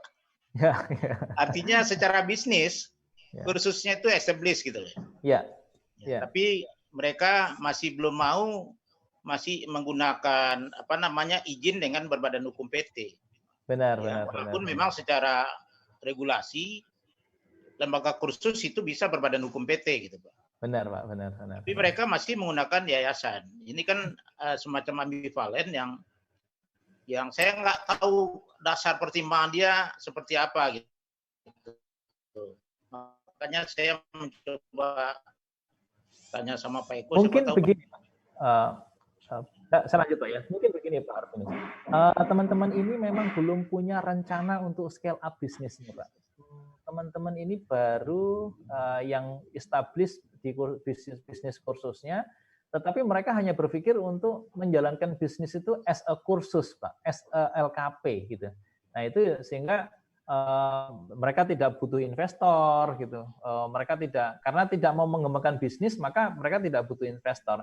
Mereka tidak butuh bank dalam jumlah yang besar, karena memang sekali lagi mereka tidak punya visi atau business development plan yang memang untuk membesarkan bisnis. Nah, kalau kita kan di LKP ini, kalau saya bilang semuanya, kita ini kan rata-rata di mikro. Kebanyakan kita levelnya mikro. Yang mikro itu sampai dengan 300 juta. Kemudian kecil itu sampai omsetnya 4,8 miliar setahun. Nah, itu yang mungkin ada yang 4,8 miliar setahun, tapi ini tidak banyak. Kalau Pak Zul ini DPP mau melakukan survei, Pak, itu keren banget, Pak. Sebenarnya seluruh anggota forum kita itu level bisnisnya itu di level apa sih? Apakah mikro yang maksimal 300 juta omsetnya setahun itu berapa buah? Di atas 300 juta sampai dengan 4,8 miliar itu berapa buah? Kemudian 4,8 sampai dengan 50 miliar itu berapa buah? Di atas 50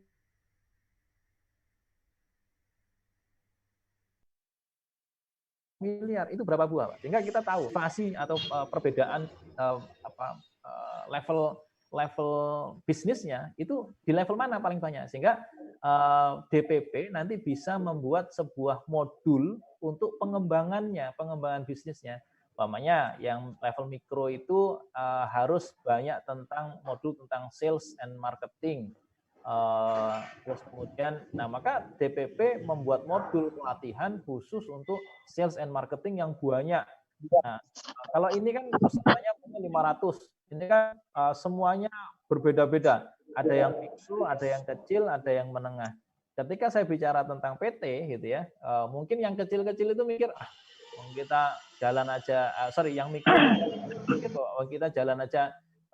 Cari omset masih agak sulit gitu ya, apalagi kok mikirin buat PT gitu, nggak sampai gitu. Justru kalau umpamanya nanti ada datanya Pak Zul, kita buatkan modul yang bagus bagaimana mikro itu bisa naik kelas menjadi kecil, yang kecil bisa naik kelas menjadi menengah, yang menengah bisa naik kelas menjadi besar.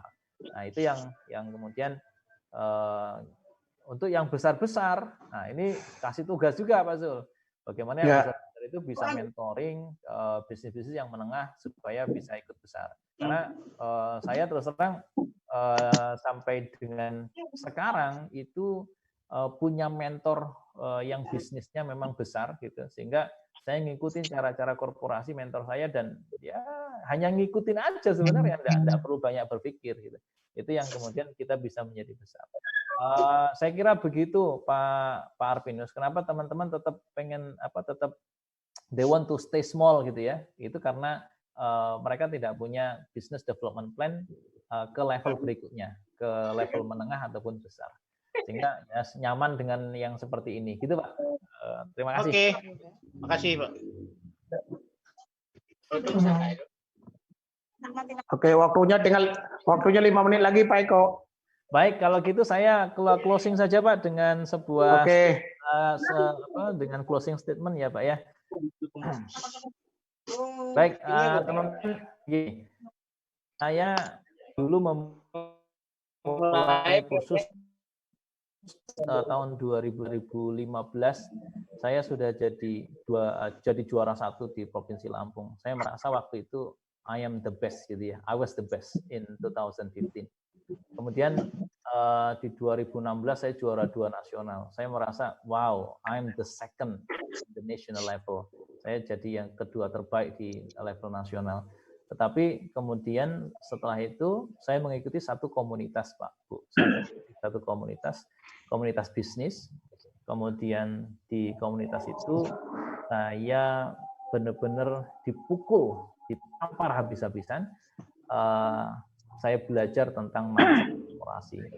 Maka di 2017 itu saya mulai sadar gitu, melek bahwa semua bisnis itu bisa di scale up. Tetapi tidak semua orang mau men-scale up bisnisnya.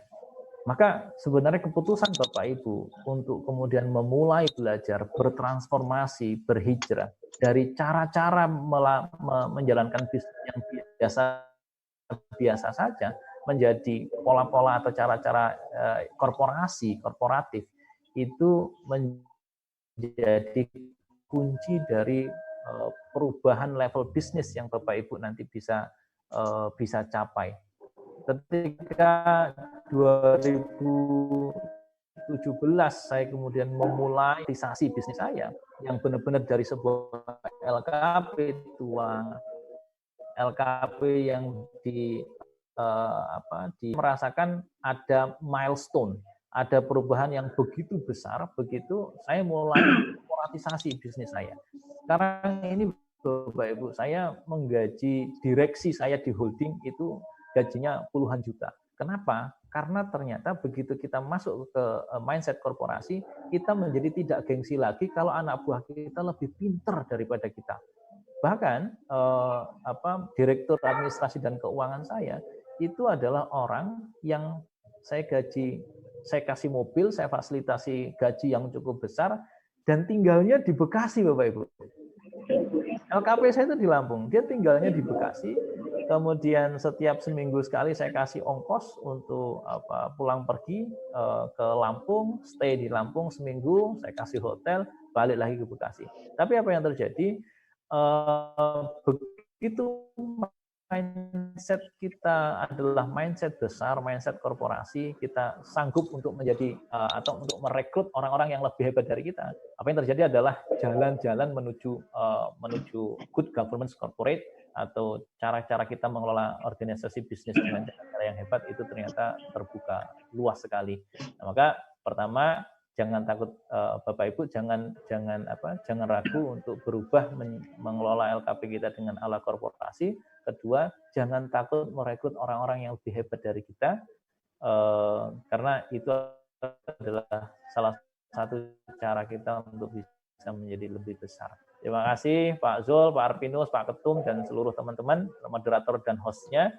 Semoga apa yang saya sampaikan sedikit banyak ada manfaatnya. Mudah-mudahan kita bisa ngobrol-ngobrol lagi di lain kesempatan. Assalamualaikum warahmatullahi wabarakatuh. Waalaikumsalam. Waalaikumsalam warahmatullahi wabarakatuh. Pak Suwarto masih ada di sini? Pak Suwarto kayaknya udah live, Pak Zul. Masih ada. Baik, oke. Bapak Ibu semuanya ya. Ini materi Pak Eko luar biasa sekali. Ya. Baik, Bapak Ibu, materi kita. Ya, siap Pak, siap. Demot dulu aja. Aku sedikit nanti ya. Japri aja.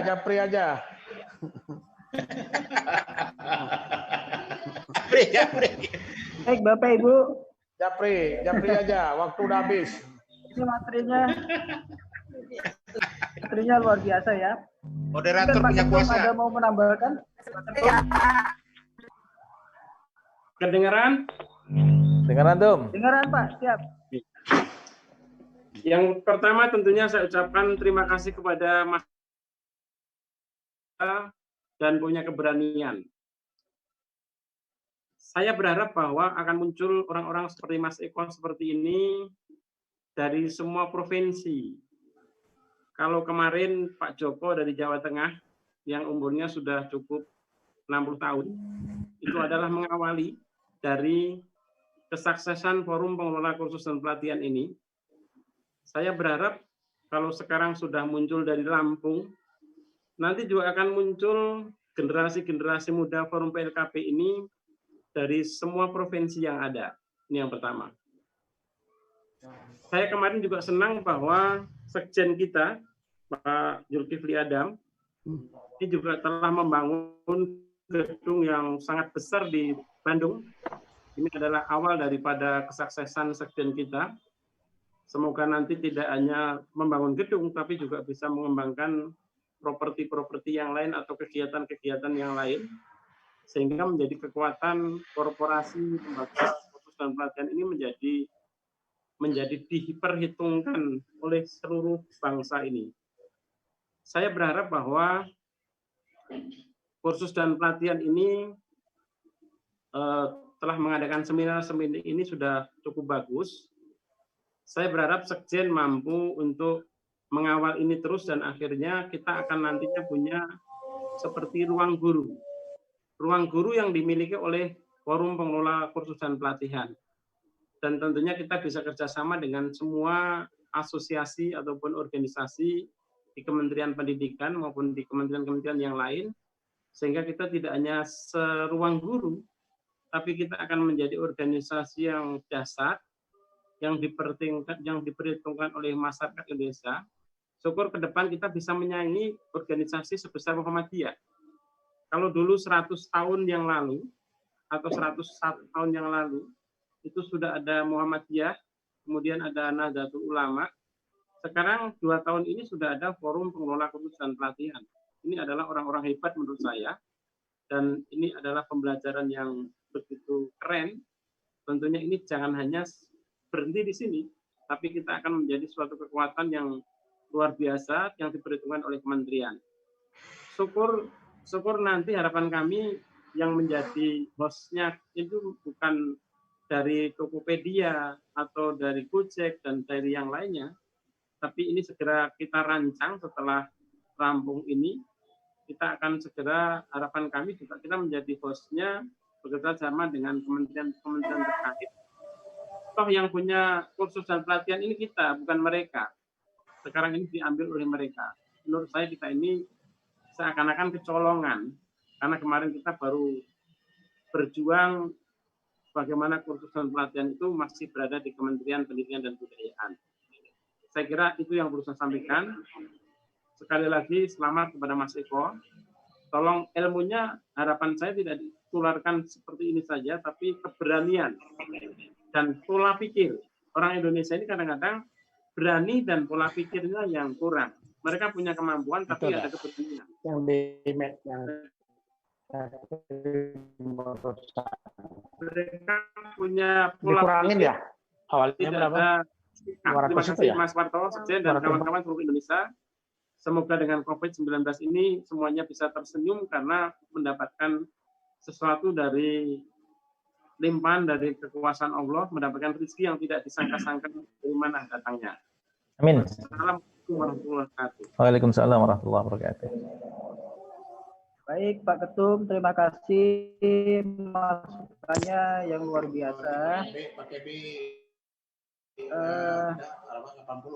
Kira-kira ada lagi nggak Bapak Ibu mungkin dari Pak Sekjen yang ingin menambahkan, atau dari Bapak Ibu yang ada di seluruh Indonesia? Yang diajukan 71. Oh, diajukan 71. Baik, kita tutup aja ya Pak Sekjen ya. Yang masuk usia di atas kelas 1 ya. Pak Sahril. Usia kelas 1. Ya, boleh, silakan. Silakan, Pak. Ya, silakan Pak Soeharto. Baik, Bapak Ibu semuanya, terutama kepada Mas Eko, terima kasih banyak ya, ilmunya dahsyat sekali, luar biasa. Ya. Semoga kita bisa ketularan, terutama jambulnya itu gimana caranya? Itu yang penting Mas. Tadi ada yang nanya gimana menyuburkan jambul Mas supaya cepat sukses. Gitu. 240. Jadi Bapak Ibu, LKP itu bisnis yang luar biasa ya, bisnis yang sangat menjanjikan. Ayo kita tingkatkan. Satu pesan dari Mas Eko yang sangat luar biasa, yaitu semua bisnis itu bisa di scale up ya, tapi tidak semua orang bisa men-scale up-nya. Luar biasa. Baik, saya dari Suwarto DPD Jambi mengucapkan terima kasih Bapak Ibu atas kebersamaannya semuanya. Semoga kita sehat selalu ya. Kita sukses semuanya dalam mengembangkan kursus kita ini. Amin. Saja, terima kasih. Mohon maaf kalau ada kekurangan. Assalamualaikum warahmatullahi wabarakatuh. Waalaikumsalam warahmatullahi wabarakatuh. Waalaikumsalam warahmatullahi wabarakatuh.